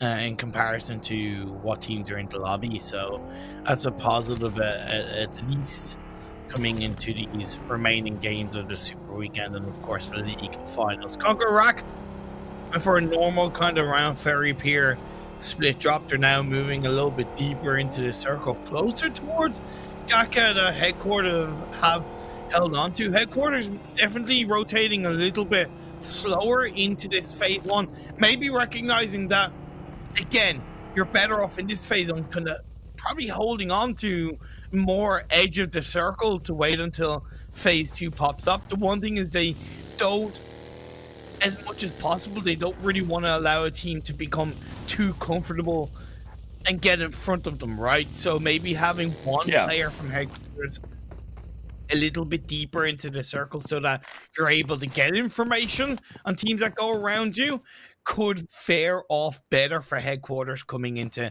phase 2, phase 3. Still only a very aggressive rotation path the headquarters do lie through, coming in onto the wizard tower itself, just past the bridge, is their usual rotation. That also being used to be matched by the Mind Weapon iKURD. I like, though, that the Mind Weapon iKURD have actually adapted that because headquarters are here and YaLLa are also relevant when it comes over towards the side of Georgia Pole. So instead, they go slightly more towards the eastern side and come through that main Roshok bridge. And it's these adaptations that, as we draw a close to the Super Weekend, yes, it's not finished, but if these teams do make it through, they need that adaptation, that ability to change. And as we pointed out there to 1Million, who are going to have to face that existing as a possibility, also, yeah, so do they. Mind Weapon weren't really sure exactly how to position themselves in this phase one. They had 2 players on the northern side of the river, 2 players around Watertown, and I think they maybe recognized that that's just a little bit too heavy of a split in this phase one when you're so center. So they've gone for the edge of Watertown, which I fully agree with inside this phase one, especially for a team that needs every single point that they can get and needs to, for the most part, keep every single player alive that they can coming into the later stages of this game. RTG have gone for a 3-1 split with 3 on the northern side of the river and then 1 on the high ground edge of Roshok. Not my first choice, but I see it and I feel it. But also, we know how much of a lack of coordination RTG have shown at times. So this kind of split really needs to be well communicated, well coordinated. Yeah, I'm willing to let it slide. We are, as you say, just also at the beginning of the 2022 season, so there is plenty of time to continue to grow on that synergy for Esports. So, landing that one, I thought we might have crashed it. I was going to tell them to get some L plates, but clearly they are better than me at driving. Also, Imperium, are you good at driving? Like, how good is your driving skill? Because I feel like this is something we've got to test, you know? Oh, I'm like do you mean in game or in real life? Oh yeah, in game. Oh no, I can't even drive in real life, so it's not a competition. Okay, fair. Okay. Well, in game I'm probably a 3.8 out of 10. Ooh, it's not better like than me. crash a lot, probably a little bit too slow, and that in itself poses its own risks. So yeah, I'm definitely not the best driver in game. Circle shift is not the best for the teams because, again, it really puts the river at the forefront. It puts that kind of which side of the river is it going to shift towards, and that adds uncertainty. It can add confusion. It can add indecisiveness for these teams, and yeah, the weaker teams can suffer because of it at times.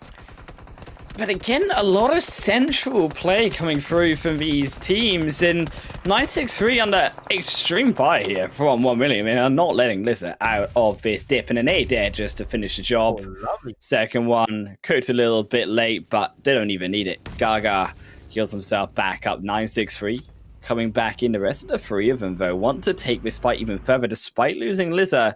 They've got the angle, but here come the other 2, and it's 2-2 split here from 1Million. Zakaria down at the beginning of this fight, though, means that 1Million also down to a 3-on-3 overall in the fight. Son, there could be a cooking an party 8 from Rad on the side note. True, that is true, especially considering it is all of these teams, we said, very centralized, hearing the noises of this fight. Lixley steps further in, though. They're not finishing it off quick. Trippy, 1-for-1 trade, barely keeps himself alive. He's not even got a health bar really there. And it's all in flames here for 1Million Esports as Gaga runs back away from the molly. Now also Zakaria back up in the fight, willing to turn it. Messi taking down another of Sun. The 2 confirmed and straight for the doorway. Suxy finds the 3rd and has to reload. They can't take Gaga as the 4th. We look for the revive. Back upstairs. Nate, Zuxy, not going to be able to find it just yet. As you said. Yeah. But they are beginning into the edge of that zone, onto the edge of the play area. And because this wasn't a quick fight, They're closing in, 963. They are at the end of it. They do finish off 1 million, but at what cost now? But rather have heard the exchange. That was great by 963. Solo play wise, that was extremely well played. Trippy with the 2-piece on the players through the door. Some great pre-firing. Yeah, Zuxi then taking that 1v1 as well. Or not so much a 1v1, but through the window. Yeah, just well executed. And 1 million go down without any real breath of life in this game. Of course, this phase 2 is closing in as of right now. 4K lost 2 players, lost 1 player. His second was knocked, but the revive has come through. They came into contact with RTG, so that's some good play by RTG to push the likes of 4K back a bit leading into this phase 3. The mine weapons still around the Watertown area on their split, and headquarters have a bit of a wild spread on that western side, but it's an eastern shift on this phase 3. Ooh, it's not as tough as maybe some of these other zones, but it's still an interesting one, particularly leaving here school, Roshawk in play. There's a lot of focus on the hillsides coming in for these teams. Yes, it's not inside of the zone, but that slow approach coming in, maybe wrapping around towards that coast of the river in onto Roshawk is where we're looking at some of these teams going, particularly there, the mind weapon iKURD. You do not forget, though, Imperium, that there is still that slightly off angle, the gas station, all of that Yasnaya Polyana edge still in play, and Rod taking that up respectfully. 2-2 split from NASR. It's a little bit uncomfortable as teams wrap around them. Nigma Galaxy, most notably.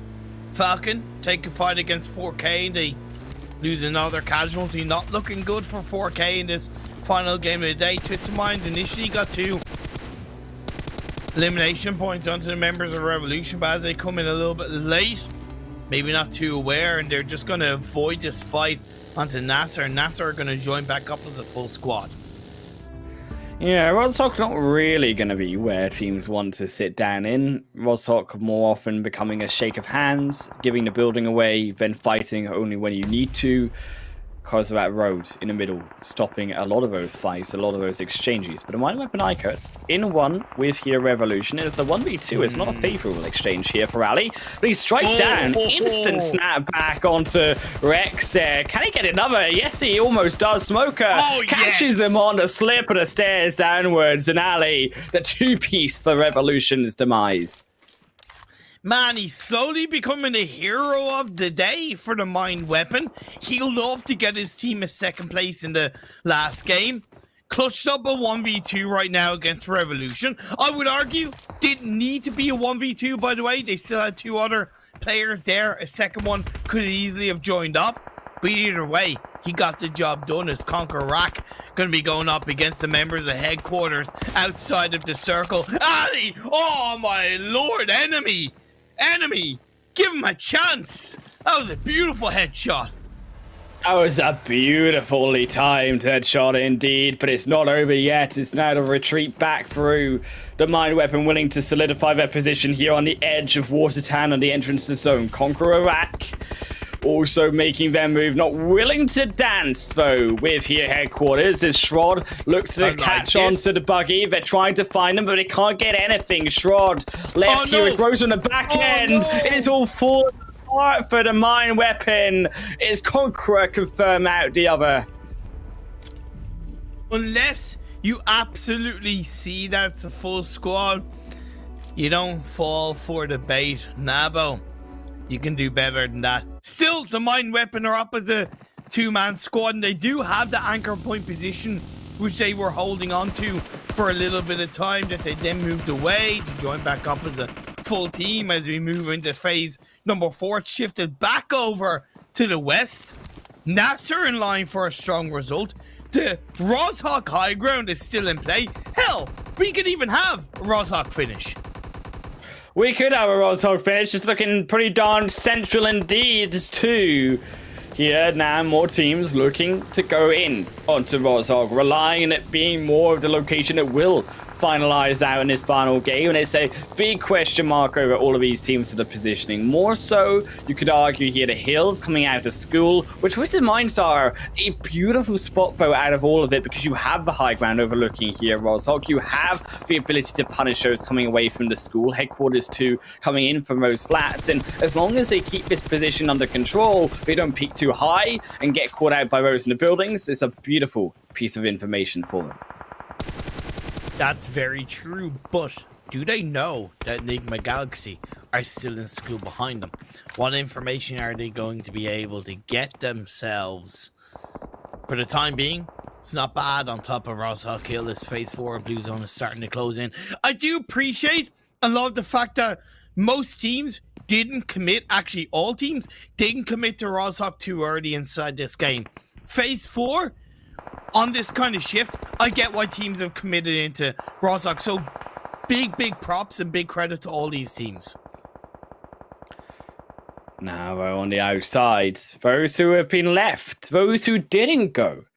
Rozhok, willing to bet that it's going to go for a hard shift. I wouldn't be surprised considering the luck of all of these games has been very hard shift centralized. So NASR, all of these other teams inside of Rozhok, particularly those Falcons towards the dead center of it, maybe relying on something different. All three teams fighting for that golden spot are on kind of the west/southwest side of this circle. 4K, northwest, the mine weapon, direct west, headquarters, southwest. Okay, more south. Okay, my point is they're a little bit isolated away from the cluster teams that are on Rozhok and the east of Rozhok. Still, as much as you are clustered away, though, the shift up towards the northern side, if you are a team like Headquarters, could be pretty disastrous, Imperial, when they have a hand. And it's all in the game of chance for this final match. And it's down to here, phase 5, as it is about to shift and where these teams will be able to recognize its location next on this map. I actually think shift up north would be better for the likes of Headquarters, because if it shifts down south, it puts away their position and focus pressure, right? And more teams are going to be looking at them. So I think a shift up north, or at least a shift centralized, this kind of shift I think is over quite healthy. They should be able to play in a little bit behind Twisted Minds. The only thing is Nigma Galaxy will need to move in. KONQUEROR, it's not the best, but Mine Weapon, they're just going to full send it into Rozhok. They are. They're going to go in, but they've got to be able to survive here. Actually, hold out just a little bit on the edge. Yeah, so they've got they do. some hill to them. They're not going to go all in, knowing that they are very late. Stalwart also going to smoke up here the windows as they begin to make their move now on a rotation in onto this. So NASR versus Fight versus them, and it's a 1-for-1 just now. Stalwart is abroad because they are slightly split. They do need to bring that extra member back further forward. They're going to take the vehicle, wrap back in. Also Nigma Galaxy joining up versus Twisted Minds, but it's a fight versus Headquarters and KONQUEROR that breaks out first here. Is KONQUEROR find at least one knock, and a sneaky Naya looking for another play on the backside. Won't be caught out this time, but it's still enough to take down Reva. Looks for the second, they find it. And Naya is making it work. Even gonna find a confirm onto one. Takes a buggy, gets the heck out of that blue zone phase 5. It hurts bad, avoids the nade. Now in the back end, a face check from Headquarters onto Caliga. And KONQUEROR have been dissected like a clinic here from Headquarters. And good thing for them is that Nigma Galaxy pushed onto Twisted Minds, so there's less chance of that third-party opportunity happening. Okay, Rolf does turn and get a knock onto Headquarters, but for the most part, it's still a win. However, they haven't gotten rid of KONQUEROR, and Nade's being cooked up. It's inside the dip. It puts Naya down to half health. The revive comes through, but another nade. It bounced off the vehicle. It saved their lives, and now they get on out. But can they get to the top of the hill? No, they do not. Conqueror, they shut them down. It all went horribly wrong. And Rio, with the help now of Reva, keeps themselves alive. And Conqueror make their position slowly in onto Ross, hoping they don't go too far. Knowing above that hill, there is no way in. They have to fight now through another of Nigma Galaxy, who are approaching over the hill. Hamodi on the end of Rever as he tries to go down, sneak himself away, but he's going to be the sacrificial lamb for the other. It's Hamodi will take up the kill. Good sting from Nigma Galaxy. They waited a little bit late to move into the circle. They took an isolated fight onto Twisted Minds. Got the job done. Now they clean up Conqueror Rack. We're about to get the next circle. Stalwart UAE go down. I believe it was NASR to get rid of them in the end. And it centralizes. This is a Rozhawk finish. It is going to be a Rozhawk finish, but the problem is the road's in the darn middle. Imperium, and it's going to split them all apart. It makes now a slightly slower, but more absolutely chaotic here, phase 5, as that zone only closes in more. Falcons on top of the heads of NASR, looking to steal away the building. It's time for them to see if it can collect enough of a position, though. It's NASR moving their way further back towards that roadside, using the smokes to block out the eyes. The eagle opportunity of information for Falcons. The mind weapon. 4K. Their solo players are still in the game. But Anaconda is being surrounded by the 3 members of Rico Infinity. The thing is, do they know that he's there? I would argue they don't. And Ali gets found out by Rico Infinity. Mind weapon iKURD down. The zone is killing Anaconda. He needs to get out of there. Takes down either if he can find it, but he dips down. He doesn't even find it, and now it's disaster for 4K. As Bandar took too much blue dome damage. There, Bandar able to finish it off. Missed opportunity through from 4K Esports. Nigma Galaxy, Hamodi will dodge out a nade for now. Not going to land from the edge of 963. Cooks out the smoke, though, as they begin to move across the windowsill. Nigma Galaxy. They're on the lower half of the circle. Like you said, the road's somewhat in the middle. It's not so much in the middle. The northern side is predominantly inside the circle, but it definitely will be an impacting part of this late game. Phase 6. Falcons still moving forwards. Moving down into the zone all darn game. NASR, who have held this all game, though, will not give it up easily. Another nade.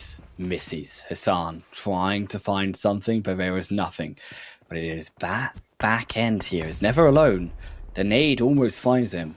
As they were looking for the revive, but instead will give it up. Last not given a chance quite yet. Is the nade back on? Will it find it? No, it doesn't.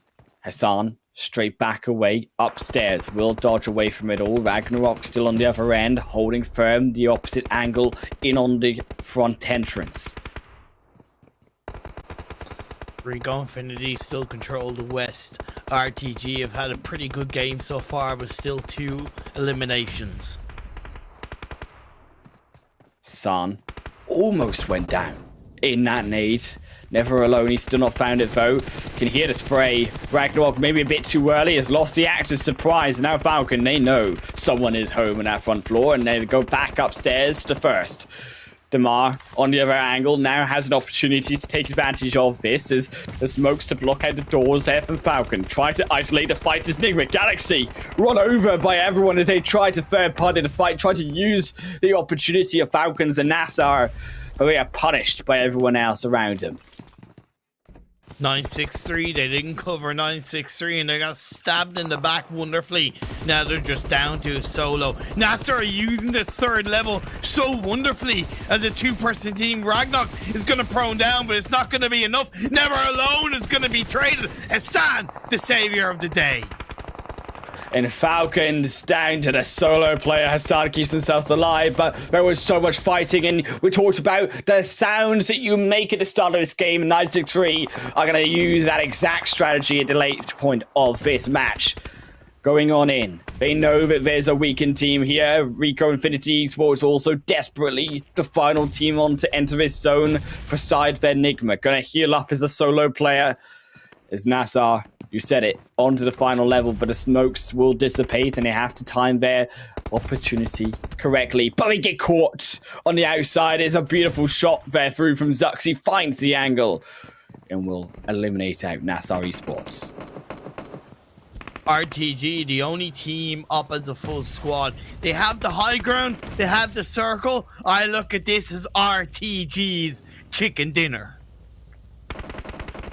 4 players. They've got everything they need to at least stop Rico Infinity Esports here from getting over his wall. It's down though. Will anyone else look at them? Anyone else be willing to try to pressure? Well, it's not going to be free because either silence is any option of that. It's Nigma Galaxy removed down to the final 5.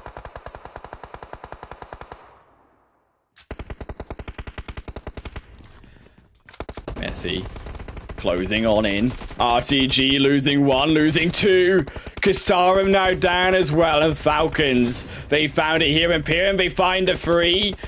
And RTG, you said it was their game, but Falcons Damar is a solo player. He has dissuaded any option of RTG as a full-man squad taking control. Now Rico Infinity, though, with 10 darn kills. I don't know how they manage it, but they come into the zone with double digits, and they're looking for even more. They're looking for their 12th healthy dozen here onto the 2 of RTG.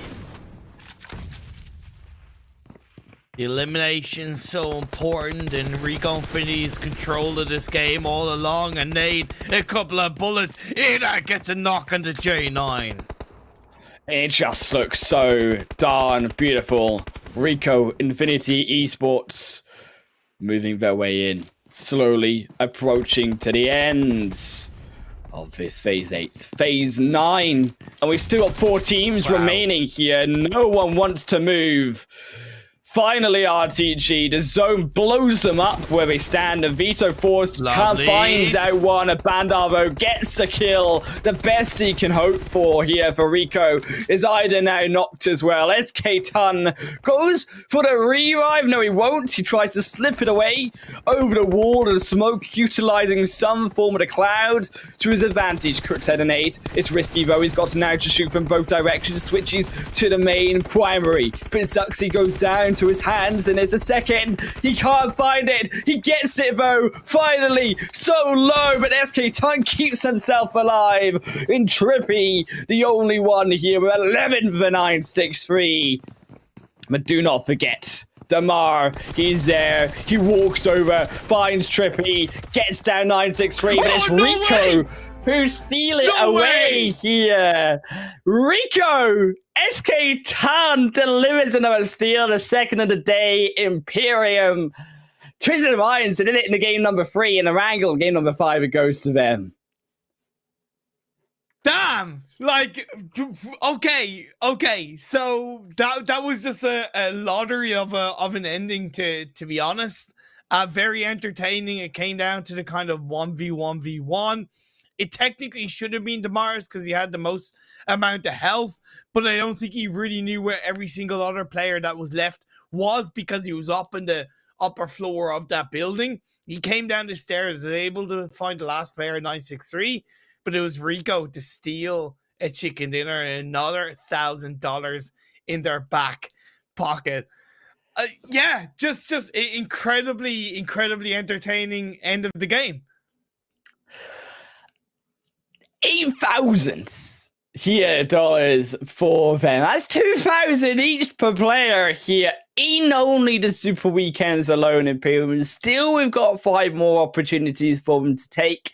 They are looking like they're earning a first place finish here. We're not even approached the finals, but still, It was another great game through from, as we said, Roshok finished for at least some of those teams up in the top, show what they can do. But on the other hand, we cannot deny it also was a slight underwhelming performance through from our other teams who we were looking at still Imperium. Yeah, it was, and we'll get into that when we look at obviously the match rankings. But RTG, I think I underestimated how tough of a job they had to do up on the higher ground. So I need to give them a little bit of a pass. But I also believe they made that mistake by pushing 2 players down.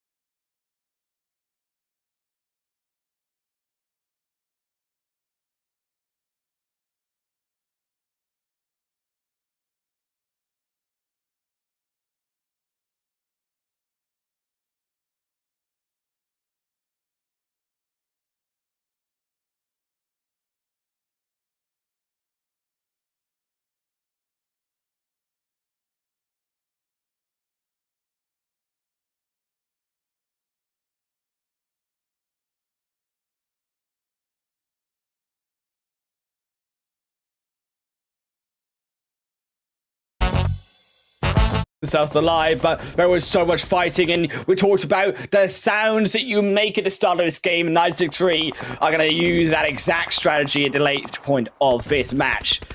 Going on in. They know that there's a weakened team here. Rico Infinity Esports also desperately the final team on to enter this zone beside their Nigma. Gonna heal up as a solo player.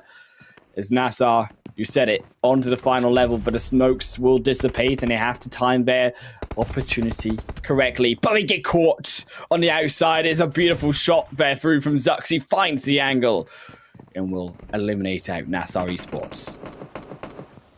RTG, the only team up as a full squad. They have the high ground, they have the circle. I look at this as RTG's chicken dinner. 4 players. They've got everything they need to at least stop Rico Infinity Esports here from getting over his wall. It's down though. Will anyone else look at them? Anyone else be willing to try to pressure? Well, it's not going to be free because either silence is any option of that. It's Nigma Galaxy removed down to the final 5.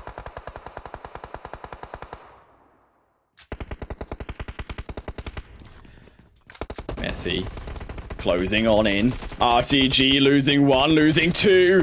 Kasarim now down as well. And Falcons, they found it here. Imperium, they find the 3.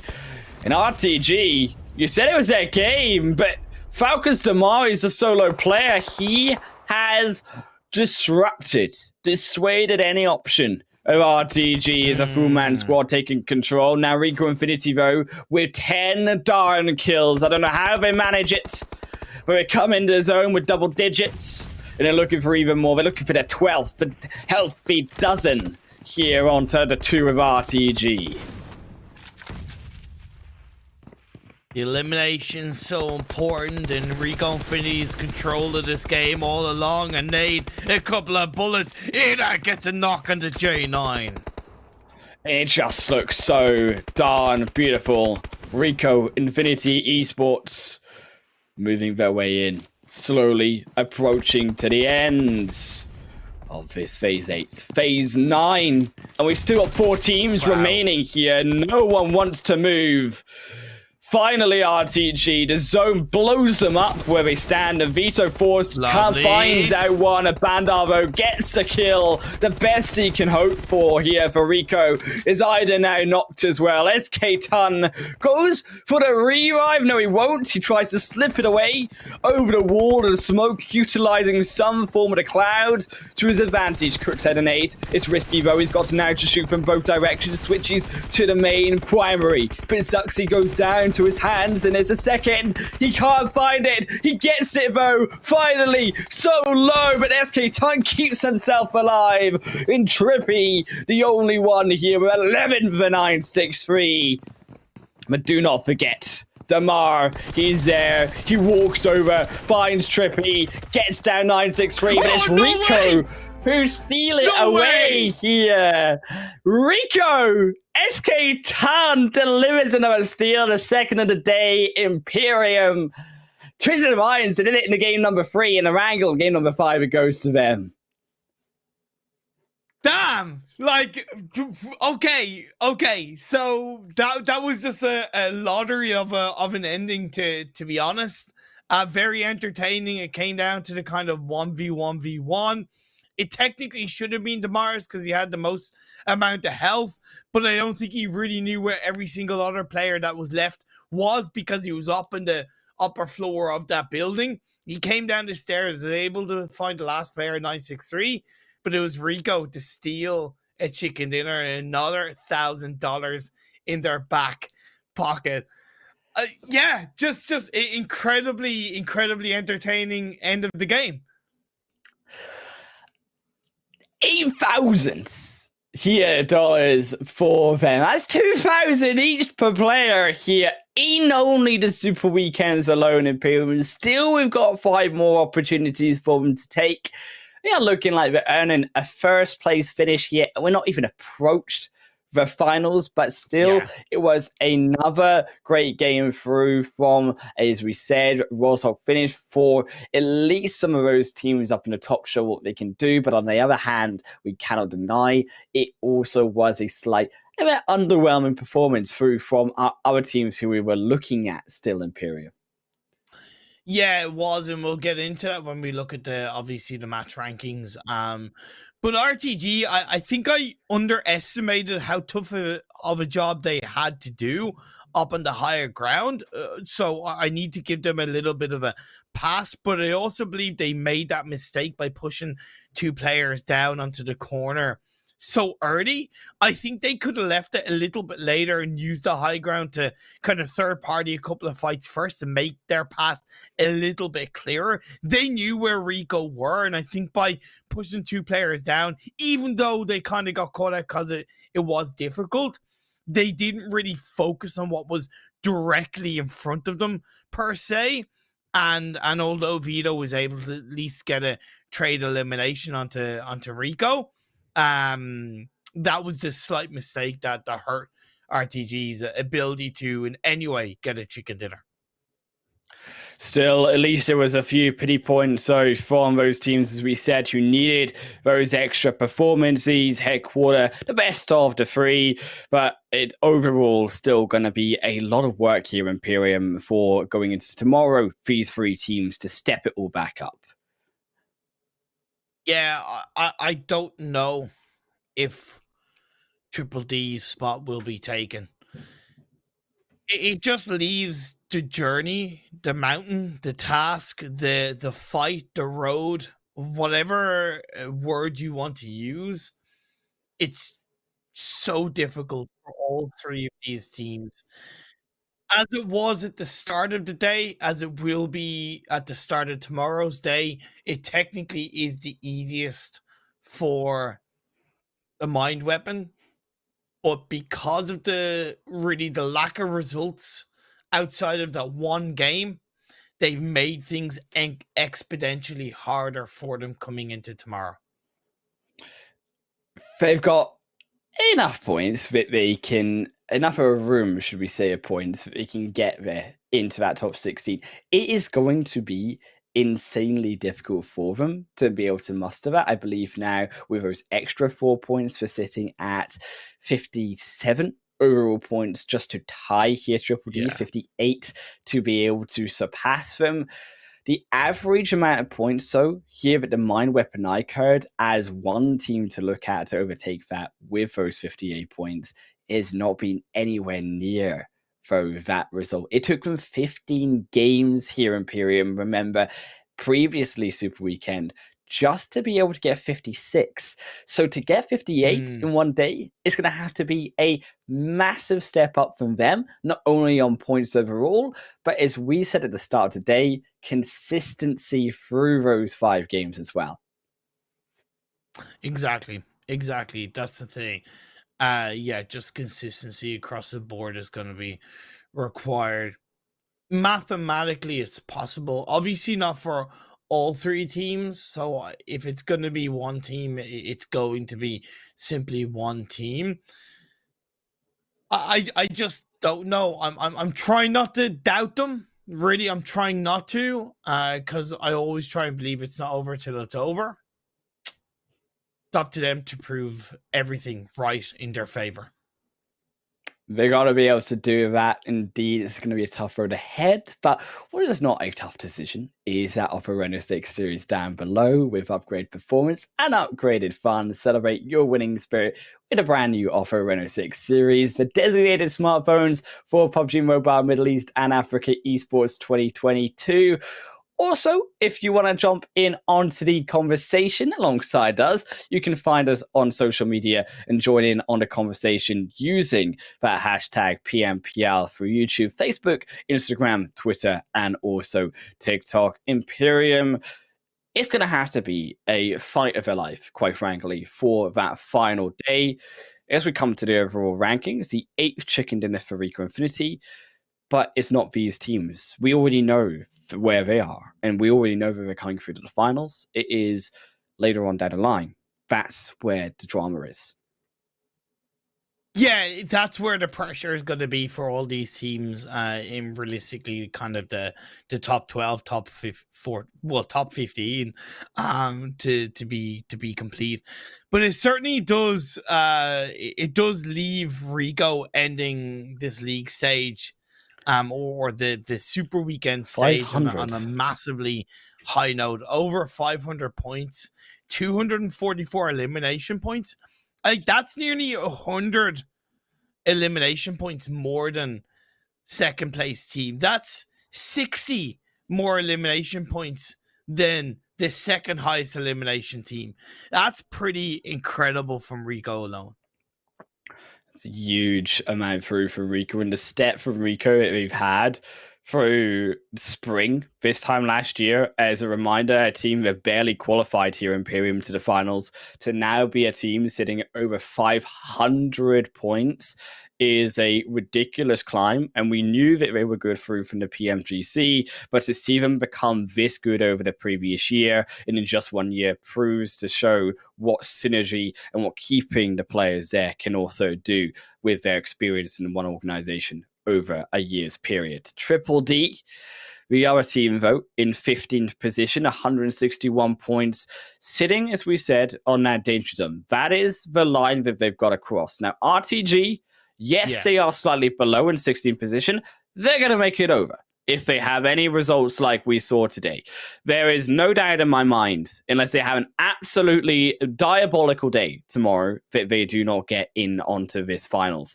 It is Triple D who stand versus the Mind Weapon iKURD. This is the storyline that we got to play, because I just don't think the 4K Esports headquarters, they were able to consistently keep their results from the first game coming on through.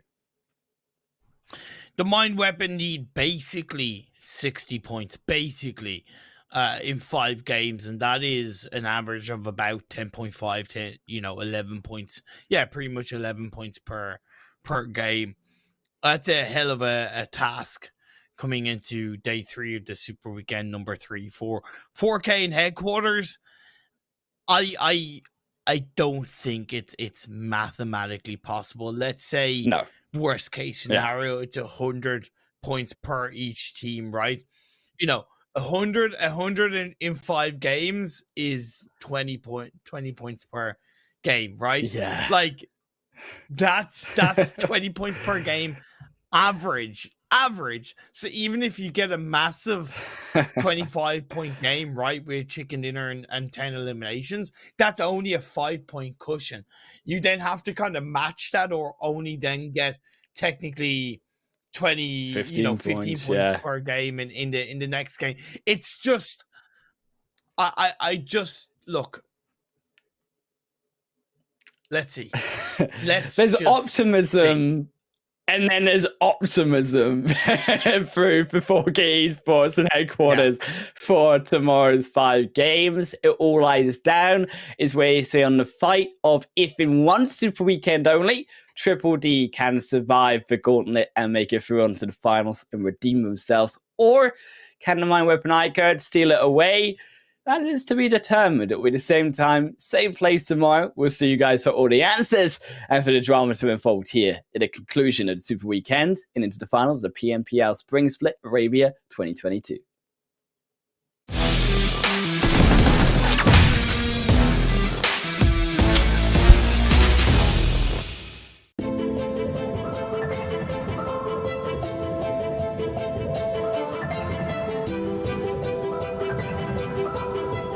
Hi, I'm one of those people everyone calls a detective. Of course, I'm not the only detective around here. There's also our information analysis system, the BanPan information system, and our many community volunteers that speak different languages from all around the world. We can use the BanPan information system to find information related to cheats from the vast sea of information. We will use a combination of the system and manual methods to search various online forums and video sharing sites for traces of cheating. We will also work with our defenders of security in PUBG Mobile from all over the world to search for and destroy channels used to sell cheats. Fortunately, many players have joined our team. We also provide players with a channel to report the sale of cheats, and players from all over the world provide us with information every day. We are so happy to see so many players helping us to combat cheating. I am a moderator and an information collector. I'm a moderator of many game forums. I am familiar with how cheats work and how they end up in players' hands. I'm very aware of the harm caused by cheating. So I've decided to help combat cheating. Due to our efforts, the information of many cheats is no longer brazenly posted online. Instead, they are hidden very deeply and disguised as unrelated posts. But that's not enough for them to escape my eyes.